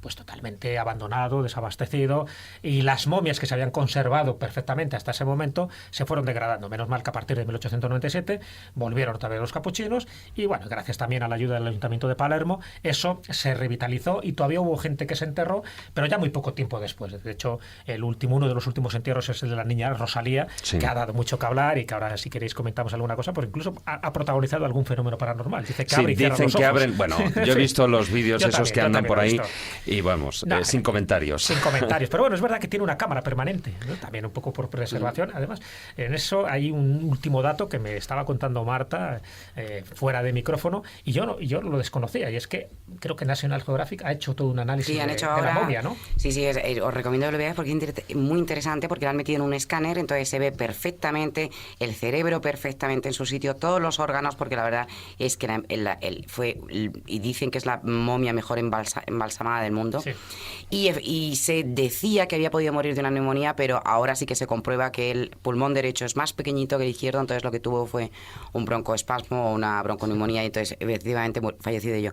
Entonces lo que han hecho ha sido meterla en una cámara aislada, fabricada especialmente para ella, de acero, con todos los tubitos para que tenga exactamente el nivel de oxígeno, para que no entre ni una sola bacteria. Entonces ahora el que vaya a ver a la niña no la va a ver como la viste tú detrás de la valla, detrás de esa verja, que ni siquiera la ves bien, eso es, sino que ya se va a poder ver pues como pues eso, una especie de cápsula del futuro, y entonces se puede bordear y verla. Desde luego es una niña que se nota que está enferma, pero está muy viva. Hombre, es una realidad. Ella falleció que tenía 2 años, ella falleció en 1920 y fue producto, fíjate, la momificación fue producto de un doctor, del doctor Solafía, exactamente. Alfredo de Solafía. Que le inyectó un líquido que todavía a día de hoy no se sabe exactamente cuál era el compuesto, ¿no? No, ahora ya sí, ya lo han analizado, ¿no? Ya se sabe. Pues, pero no se sabía, que todo el mundo decía que se había ido a la tumba con el secreto, pero ya se sabe. Por los análisis. Sí. Fíjate que es más sencillo, o sea, la gente se complica mucho la vida y no es nada, es formaldehído diluido con agua, no me acuerdo ahora mismo qué otro componente, y el último zinc. y es el glicerina, zinc, sulfuro de zinc y efectivamente, glicerina. y glicerina, muy bien. Y glicerina. Entonces, claro, el zinc es el sin que añadir hace- arsénico ni mercurio, No. que eso perjudicaba mucho a No, los porque además tejidos. las otras sí que se les echa Claro, arsénico, exactamente, las otras de Palermo. Sí. Pero a esta niña no. Entonces, claro, simplemente con esas 3 cosas tan de droguería, porque ahora mismo tú vas a una droguería y lo tienes, fíjate lo que consiguió.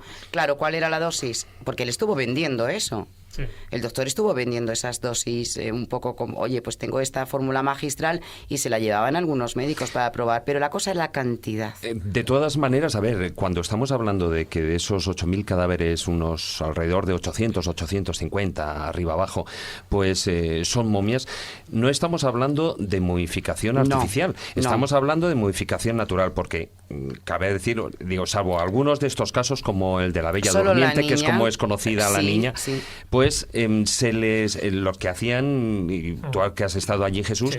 los hermanos que fallecían eran tirados a una cripta que estaba excavada, como una especie de pozo, y ahí, por las condiciones medioambientales, era donde se iban. Había Luego- varios procedimientos, había 3 procedimientos, es decir, ese es uno y un poco con matiz, porque bueno... ya Pero que me estuve refiero allí, que ahí es donde se dieron cuenta de que por las condiciones Claro. los cuerpos se había momificaban una de manera momificación natural, natural. lugar, exactamente. Luego por- ya ayudaban. por la desecación que había así, Sí. pero había como 3 procedimientos, y además se ve claramente incluso en la textura de esas momias o en la claridad de piel que tienen. Por ejemplo, uno de ellos era baño en arsénico. Se utilizaba, se les metía en arsénico durante un tiempo y eso les preservaba, ¿no? O sea, que no solo eran las condiciones naturales que tenía Claro, esa pero cripta. eso ya no es una modificación natural, porque ahí hay una intencionalidad. Exacto, pero es que el otro era el baño en la leche de la cal. Y eso se hacía normalmente cuando se morían en épocas de epidemias. Entonces, Claro, para evitar para que matar. hubiera algún tipo de contaminación, se le metía en ese baño de leche de cal y luego ya se le dejaba modificar. Y el tercero, el que tú dices, era el método, bueno, utilizado más común, que era deshidratar los cuerpos dejándolo a lo largo de los pasillos en pequeñas celdas llamadas coladores. Ahí es Los donde coladores. no se Los tiraba coladores. tanto en un pozo, sino que se les dejaban esos coladores. Los cuerpos eran secados en celdas durante 8 meses, luego serán lavados con vinagre antes de ser expuestos. O sea que es verdad que había un proceso natural, pero también con ayuda de algunos métodos artificiales, porque si no era imposible que se conservara. Lógicamente. Y se conserva incluso también la ropa. Fijaros que a mí lo que más me sorprendió ya no es tanto ver esos cadáveres, esas momias, esos esqueletos, en fin, con esas cuencas, algunas vacías, otras tenían sus ojos, sino también como un recorrido por la vestimenta de la época.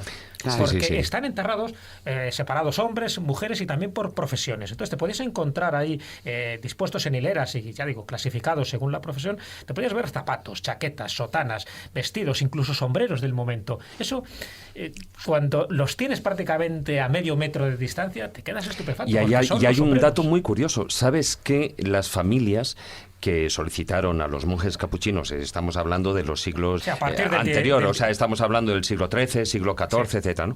Bueno, pues tú sabes que dentro de esos sectores que están enterrados los hombres por un lado, las mujeres, etcétera, pues los familiares iban periódicamente para cambiarles el vestuario. Ajá, es verdad.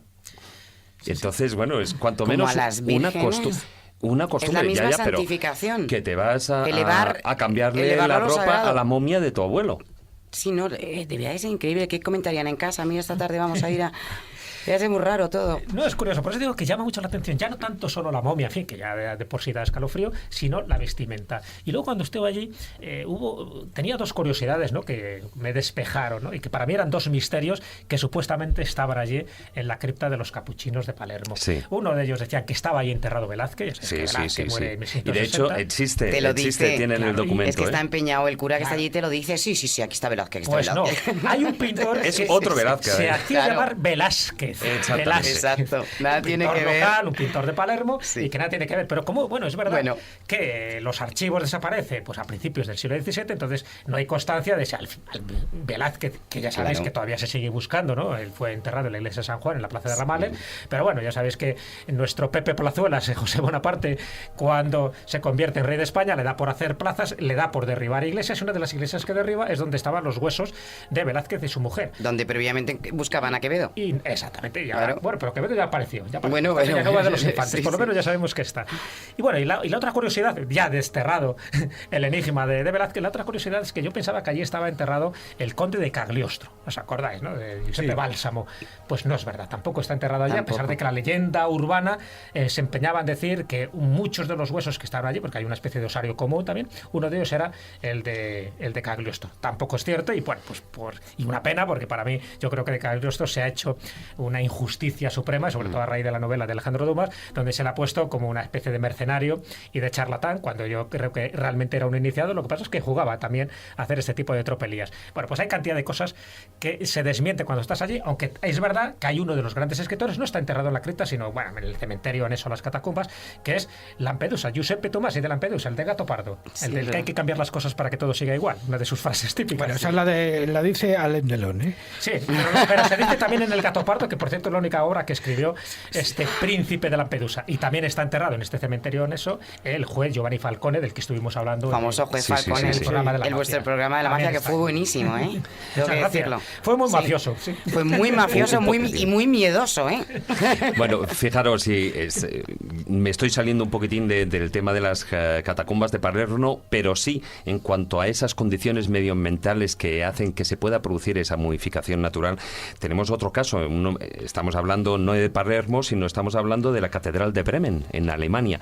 Allí, curiosamente, lo que es la cripta, bueno, pues allá por el siglo XVIII se encontró, bueno, pues que por lo visto un chico joven había fallecido dentro del golpe, había fallecido dentro de la cripta, y cuando lo descubrieron unos años más tarde, estaba momificado. Bueno, pues a partir de ahí, todo lo que era la aristocracia de la zona solicitaba a la Iglesia el que sus familiares fueran enterrados en esa zona, y de hecho, incluso, bueno, hasta hace poco tiempo se encontraban que incluso los pájaros que, por ejemplo, podían entrar por las ventanas y caían ahí, se quedaban momificados.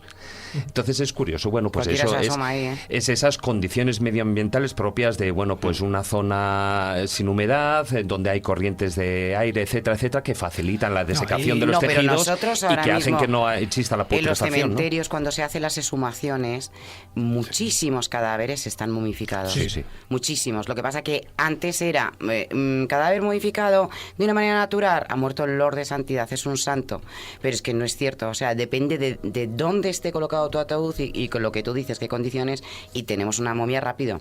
Una pregunta más bien morbosa, tú que conoces además muy bien ese, por decirlo así, ese turismo un poco de cementerio, y que también me imagino que has estado... Jesús, que te temo, ¿eh? Que has estado presente en muchas de esas exhumaciones de cadáveres. ¿Se han encontrado muchos de esos ataúdes arañados por dentro? No es este el lugar donde yo cuento estas cosas. Sabéis que no. Miedo a ser enterrado vivo. No es este el lugar. Muy bien. Bueno, a estas horas de la noche, pero bueno... No, que la gente se tiene que quedar a gustito, feliz. Yo quiero que vayan a los cementerios, por favor. Mira, no, hombre. Cuando qué maldad. Cuando en alguna conferencia o algo así hablo de ese tema, el tema de los enterrados vivos, que tenemos que hacer un programa, te guste o no, Jesús.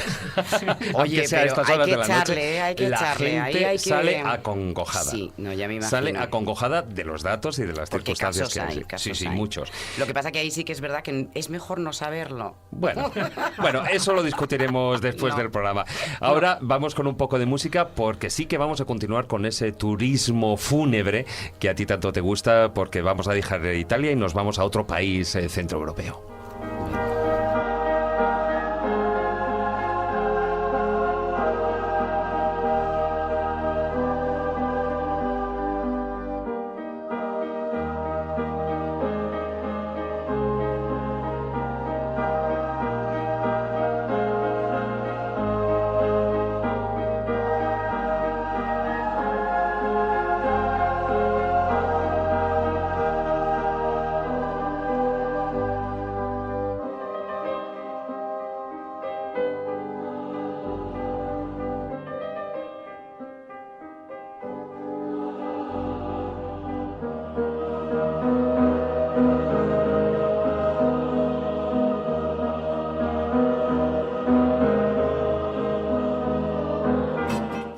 La escóbula de la brújula. Dirige Jesús Callejo. Presenta David Sentinella. La escóbula de la brújula.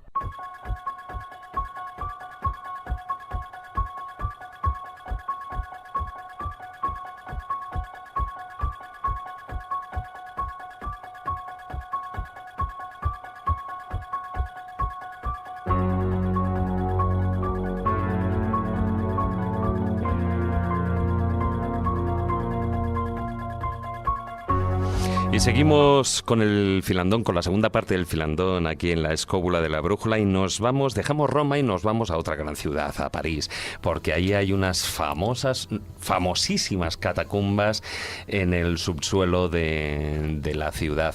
Oye, por cierto, Marta, ¿es verdad que ahí en el subsuelo, en esas catacumbas, hay una cervecería y todo? Sí. Mira, hay una parte, cuando tú vas a París, tú vas a la única parte que te permiten, que es 1 kilómetro nada más, de catacumba como tal, ¿no? Entonces recorres todo aquello, ves todos los huesecitos colocados y toda esa historia. Pero luego hay un grupo de parisinos que se llaman los catófilos, que si tú... A ver, esto es muy ilegal, pero si tú contactas con uno, ellos saben, porque tienen mapeado todo aquello, si lo pusieran en línea recta a las catacumbas de París, llegaríamos a Moscú. O sea, que imagina la cantidad de kilómetros.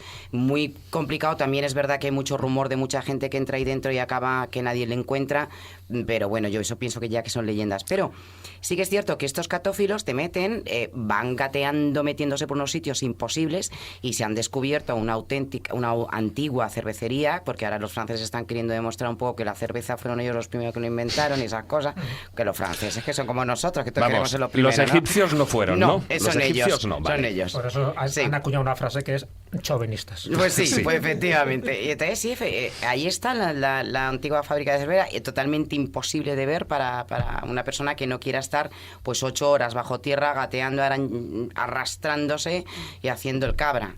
O sea, yo no recomiendo a nadie que entre, nada más que en la zona, que ya es bastante, la de las calaveras, vea aquello rapidito y a la para arriba. Me imagino que esa antigua cerveza estaría de muerte. De muerte. Hombre, si te la tomas, como que hay que ir con cuidado, ¿no?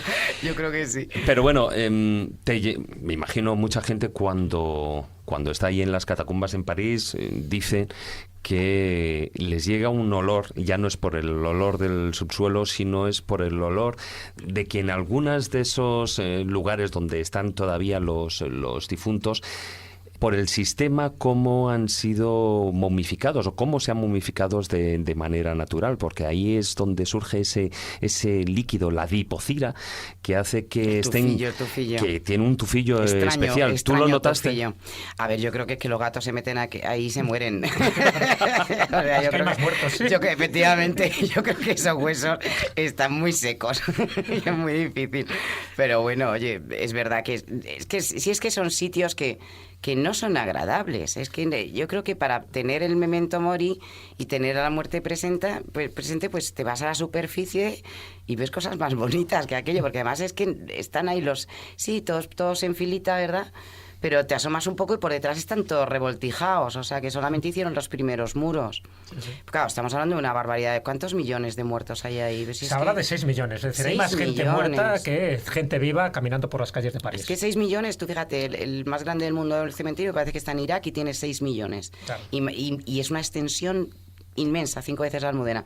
Pues imagina una catacumba colocarse. Hablan de, pues eso tú decías, poniéndolo en línea recta, todos los pasillos, casi de 300 kilómetros, de los cuales es verdad que solo se puede ver 1,5 kilómetros. Sí. Pero ya de por sí yo creo que es morboso al 100%. Sí. A la entrada, una de las entradas, como sabes, hay muchas entradas a las catacumbas de París, pero una de las entradas ya te dice una frase que yo creo que es no solo lapidaria, sino sentencia perfectamente lo que se va a ver ahí y lo que se vio en el pasado. Dice, detente, esto es el imperio de la muerte. Es decir, con esa contundencia ya no es esas frases de como te ves, yo me veo, como te ves, yo me vi, como me ves, te verás, todo acaba en esto aquí, piénsalo y no pecarás, que es más muy cristiana y mucho más romántica y piadosa.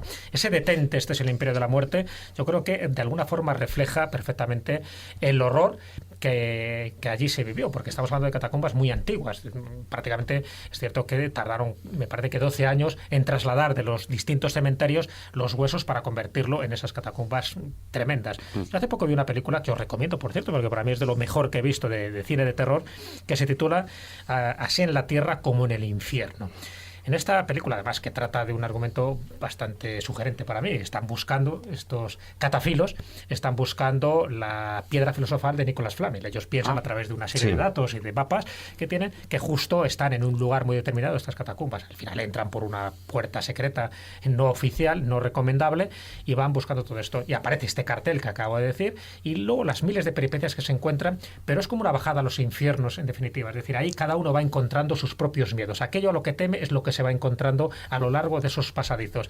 Ya digo, me parece una película interesante porque por una parte rescata la parte esta iniciática, ¿no?, de Nicolas Flamel y este personaje histórico que realmente existió, con todo lo que supone de trascendencia y de muerte esas catacumbas cuando estás entrando no solo en la profundidad de la tierra, sino en la profundidad de un inconsciente. Es decir, al final estás encontrando aquello que temes encontrar. Bueno, la recomiendo porque me pareció interesante y porque refleja, además está basada en los hechos reales, históricos. ¿Está grabada ahí en las catacumbas? Sí. No es una reconstrucción hecha en un plató, sino que está allí.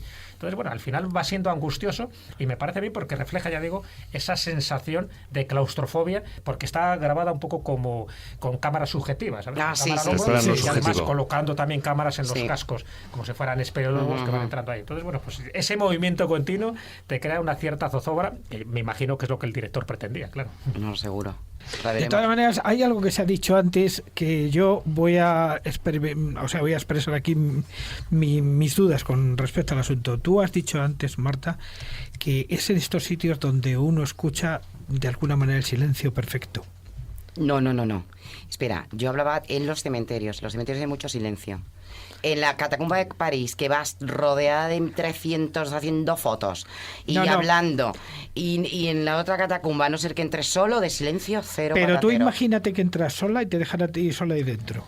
Sí, ¿Tú no has oído hablar eso que dice aquí hay más ruidos que en un cementerio de noche? Pues fíjate en una catacumba. De las famosas catacumbas de París, nos podíamos ir, por ejemplo, dejar un poquitín el terreno de las catacumbas e irnos, por ejemplo, a los osarios. A esos osarios, por ejemplo, uno muy famoso es el osario de Évora, en Portugal. ¿Tú lo conoces, Juan Ignacio? Sí.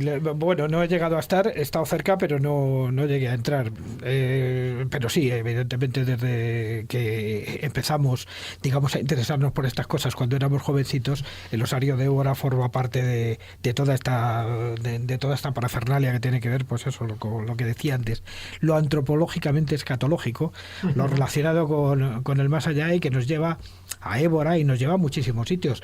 Por cierto, voy a aprovechar un inciso ahora que estamos hablando de Évora y ya que estamos allí por la zona del sur para decir que también en España tenemos catacumbas.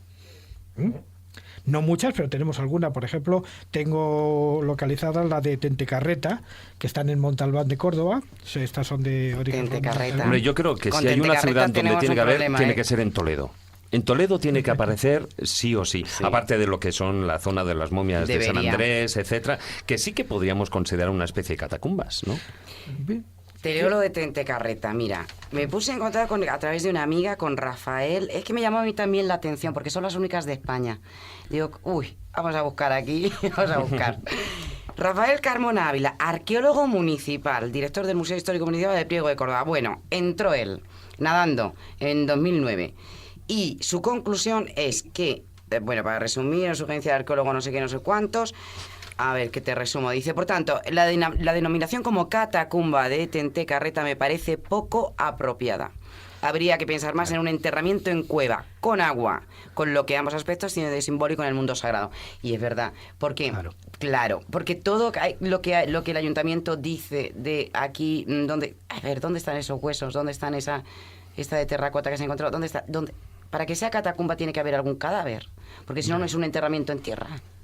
Claro. Tienen una discusión ahí.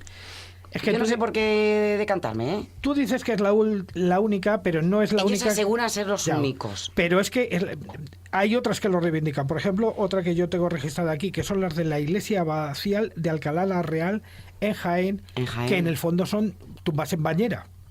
en una zona arenosa que se pensaba que era un arenero, que se fue trabajando durante muchísimo tiempo y tal, y luego al final se ha descubierto, o sea, o han llegado los técnicos o los expertos a decir que no, que son tumbas hechas es profeso, pero que se han ido deshaciendo poquito a poquito y creando una especie de arenero en la iglesia abacial de Alcalá Real de Jaén. Son las dos que yo tengo de ¿verdad? No, sí, que es que no hay más, claro. España no tenía del tema este de la Claro. Es que nosotros éramos de otra forma. Cosa, por los caminos y tal. Hombre, enterrábamos de otras maneras. Enterraba de cualquier manera. Si queréis podemos aprovechar para dar un dato Guinness y tal, que hablando de osarios y catacumbas, el más grande del mundo seguramente que es el osario de Sedlec, En Sedlec, sí. En la República Checa. A 90 kilómetros de Praga. Porque es que se calcula que hay 70.000 esqueletos allí, o sea que es que ya está bien, ¿eh? Trabajé en pegamento, el gasto. Bueno, 70.000 me parecen muchos. O sea, si ya la cifra que dicen es de 40.000, que entre 40.000 y 70.000, aún así me parece mucho, ¿eh? De todas maneras, lo que sí que es cierto es que en algunos se ha utilizado este material óseo para generar verdaderas obras de arte, y en este caso concreto de Praga, al igual que en Évora, porque Évora, por ejemplo, es precioso. Sí. Tiene una belleza natural, y si uno se sustrae, digamos, a esa fascinación negativa y fascinación yuyu, que tiene la muerte y los restos óseos, que es que parece que es que asustan mucho, ¿no? Asustan mucho cuando en el fondo es un ser inerte ya totalmente. Nos asustamos de nosotros. Claro, nos asustamos de lo que llevamos. Es increíble. Somos tontos. Fijaros la profusión de osarios que hay en Portugal. Hemos hablado de esos osarios, catacumbas que hay en Roma, bueno, en Italia, ¿no? Pero en Roma y en Palermo, como son los dos epicentros, claramente, todas esas catacumbas de París, que son inmensas, y por supuesto ahí sí que tiene todos los récords Guinness. Pero por otra parte, cuando hablamos de osarios propiamente dicho, en Portugal, que yo sepa, por lo menos hay 5. Sí, el de Évora es el más conocido, pero está el de Campomayor, está el de Monforte, está el de Faro y la Capilla de los Huesos de Alcantarilla, ¿no?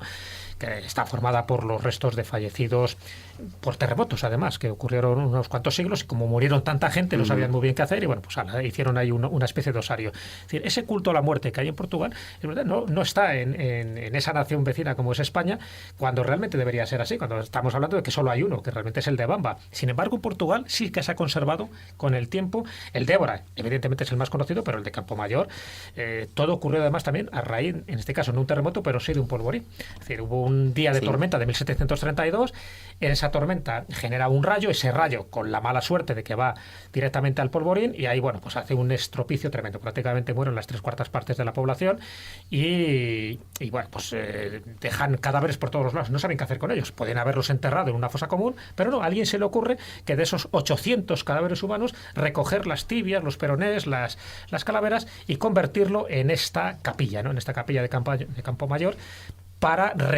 como recuerdo de que la vida es eso, se te puede ir en cualquier momento, en una tormenta, en un rayo, en un polvorín o en cualquier catástrofe natural. Bueno, pues ese recuerdo permanente sí que los portugueses lo han mantenido. Y fíjate que estamos hablando de países limítrofes, y aquí en España no se ha hecho. Pero ellos, fíjate que estamos, perdón, maese. Que estamos tan muy cerquita, efectivamente, pero los cementerios portugueses, los panteones, los ataúdes están al aire. Cubiertos por una cortinita así muy bonita, con un encaje y todo muy cuidado, pero no pone dentro, lo que es dentro del panteón, no ponen la tumba sellada, no sellan. Entonces es diferente, y estamos muy cerca, y Bamba parece ser que fue influencia de alguien que había estado precisamente en Campomayor, y de ahí trajo la idea de, oye, ¿por qué no hacemos nosotros? Lo que pasa que aquí lo hicimos más a la carrera, además fueron unos estudiantes que se juntaron allí un poco, y no hace mucho, es una cosa bastante reciente, y no metieron nada de diseño. Tú que eres diseñador, te hay que ir ahí a decir que está que colocar de otra forma. No, en Bamba yo creo que se han amontonado de cualquier manera, puestos correctamente, pero sin mucha historia. No. Pues hasta aquí va a durar el filandón de hoy, y además, bueno, estamos hablando de las catacumbas, de las muertes, de los osarios, pero yo me gustaría despediros con una frase. Es aquella que vi en un epitafio, bueno, que funciona mucho en México cuando hablan el culto a la Santa Muerte, y es aquel que dice: hay que vivir, porque para morir nacimos. Claro, qué bonito. Muy buenas noches, Marta San Mamet, y muchas gracias por estar aquí con nosotros en La Escóbula. Muchas gracias a vosotros. Muy buenas noches, Maese Cuesta. Pues nada, voy a ver si voy inventando a ver qué epitafio quiero, porque es que la verdad Me lo tienes es que decir, ya sabes. hay que ponerse a pensar. Pues ponte, Bueno. Jesús, tú te vienes conmigo y vamos a dejar a Juan Ignacio que vaya pensando en su Hombre, epitafio. mire, se me ha ocurrido, mira, Ah, mira. aquí ya hace un imbécil, o si no, no estaría aquí. Lo voy a apuntar, ¿eh?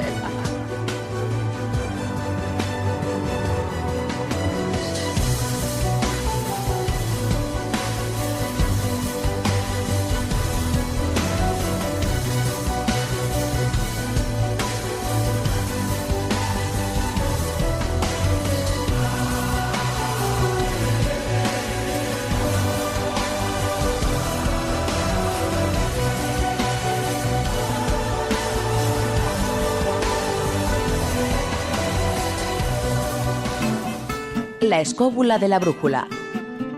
La escóbula de la brújula.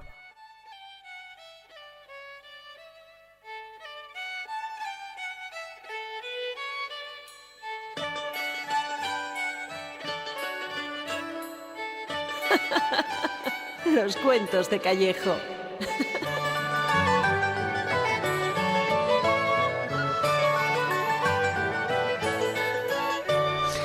Bueno, Jesús, yo aquí ya tengo 2 monedas preparadas, 2 monedas, porque según la tradición dicen que cuando uno fallece tiene que tener las monedas preparadas para dárselas a Caronte, que es ese barquero del inframundo, ¿no? Del Aqueronte, ese río del inframundo. Sí, bueno, ya sabes que hay 2 versiones, el Aqueronte por una parte y la laguna Estigia por otra, ¿no? La laguna Estigia es de la que habla Virgilio en su Eneida y la otra, el río Aqueronte, que parece que es el más real, se hace eco también Dante, ¿no? Pero es verdad, Caronte es ese barquero del Hades que cuando alguien muere, sobre todo a las almas errantes de los recién fallecidos que todavía están ahí un poco perdidos, para pasarles a la otra orilla, él los pasa, pero, ojo, le tiene que dar una moneda. Y por eso a muchos cadáveres se les enterraba con la moneda debajo de la lengua. Exactamente. Ahí está. Y si no, ¿qué pasaba? Porque no todo el mundo tenía esa moneda, por lo menos el ritual Pues no que se había cumplido. se quedaba aquí entre nosotros. Se quedaba 100 años por lo menos, y ya al cabo del siglo ya Caronte dice, ya había ahorrado ya había ahorrado un ya poco. había espiado un poco sus penas. Bueno, pues aquí en España tenemos una versión bastante light, ¿no? de este barquero del Caronte, que son las verdades del barquero, que tú lo habrás oído más de una ocasión, ¿no? Muchas veces, ahora ya no se utiliza tanto esta frase, porque es una frase popular, una frase dentro de nuestro folclore, ¿no? Que es decirle a uno las verdades del barquero, como diciendo, le voy a cantar las verdades clarísimamente y se las voy a decir a la cara. Bueno, pues eso es lo que luego ha derivado, pues no solo en un dicho popular, sino en auténticos refranes. Y te cuento un poco la génesis de la historia y damos un poco pie a las 3 o las 4 verdades del barquero según versiones. ¿Te parece? Vale, pues vamos a ello.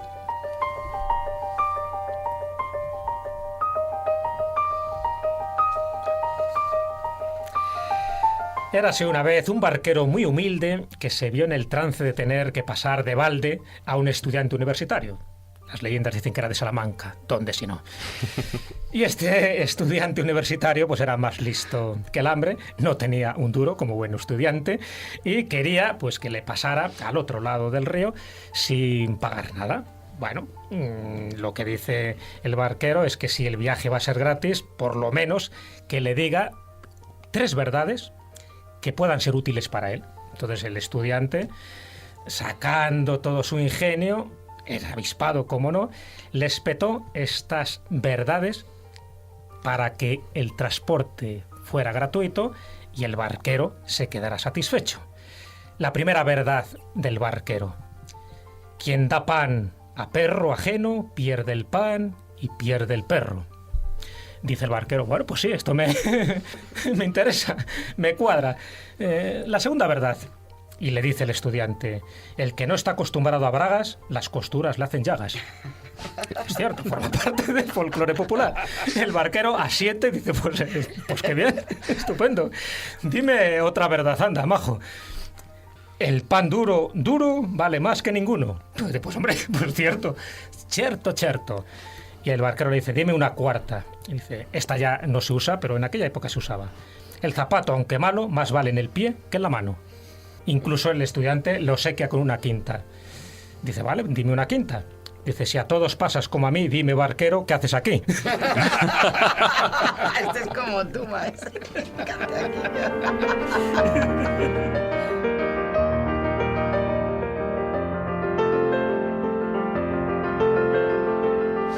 Bueno, eso de las 3-4 verdades, al final son más, ¿no? Hasta hay de propina. Hay versiones, sí.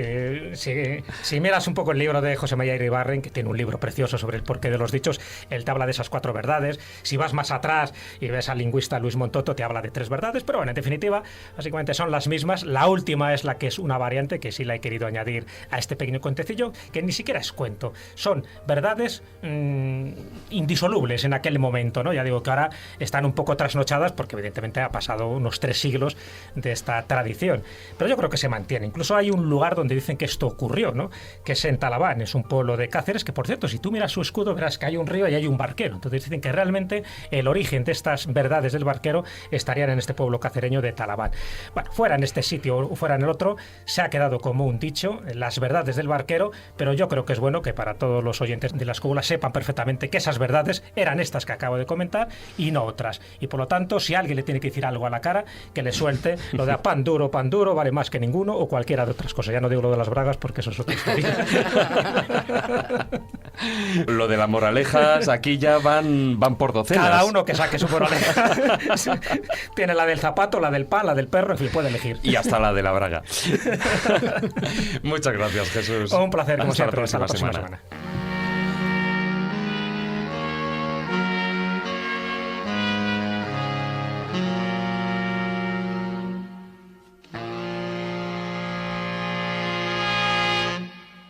This land is your land.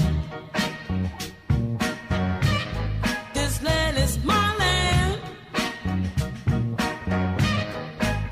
From California, well, to the New York Island. From the Redwood Forest to the Gulf Stream waters. Con esta música que ya estamos bailando aquí, yo creo que ahora nos vamos a ir un poquitín de juerga, esto que sea las 2 de la mañana. Empezábamos con marcha un poquitín fúnebre, pero ya veis en lo que se convierte, porque la escóbula de la brújula es así. Aquí puede ocurrir cualquier cosa. Lo que sí que no podemos nunca sobrepasar es el horario, y aquí pues evidentemente finalizamos el programa de esta semana. Muchas gracias por acompañarnos. Os recordamos, como hago siempre, nuestra página web, laescobula.com, y nuestra presencia en las redes sociales. En Facebook, la página oficial La Escóbula de la Brújula, y en Twitter nuestro perfil es @laescobula7. Muy buenas noches. Tratar de ser felices e ilustraros. Hasta la próxima semana, amigos.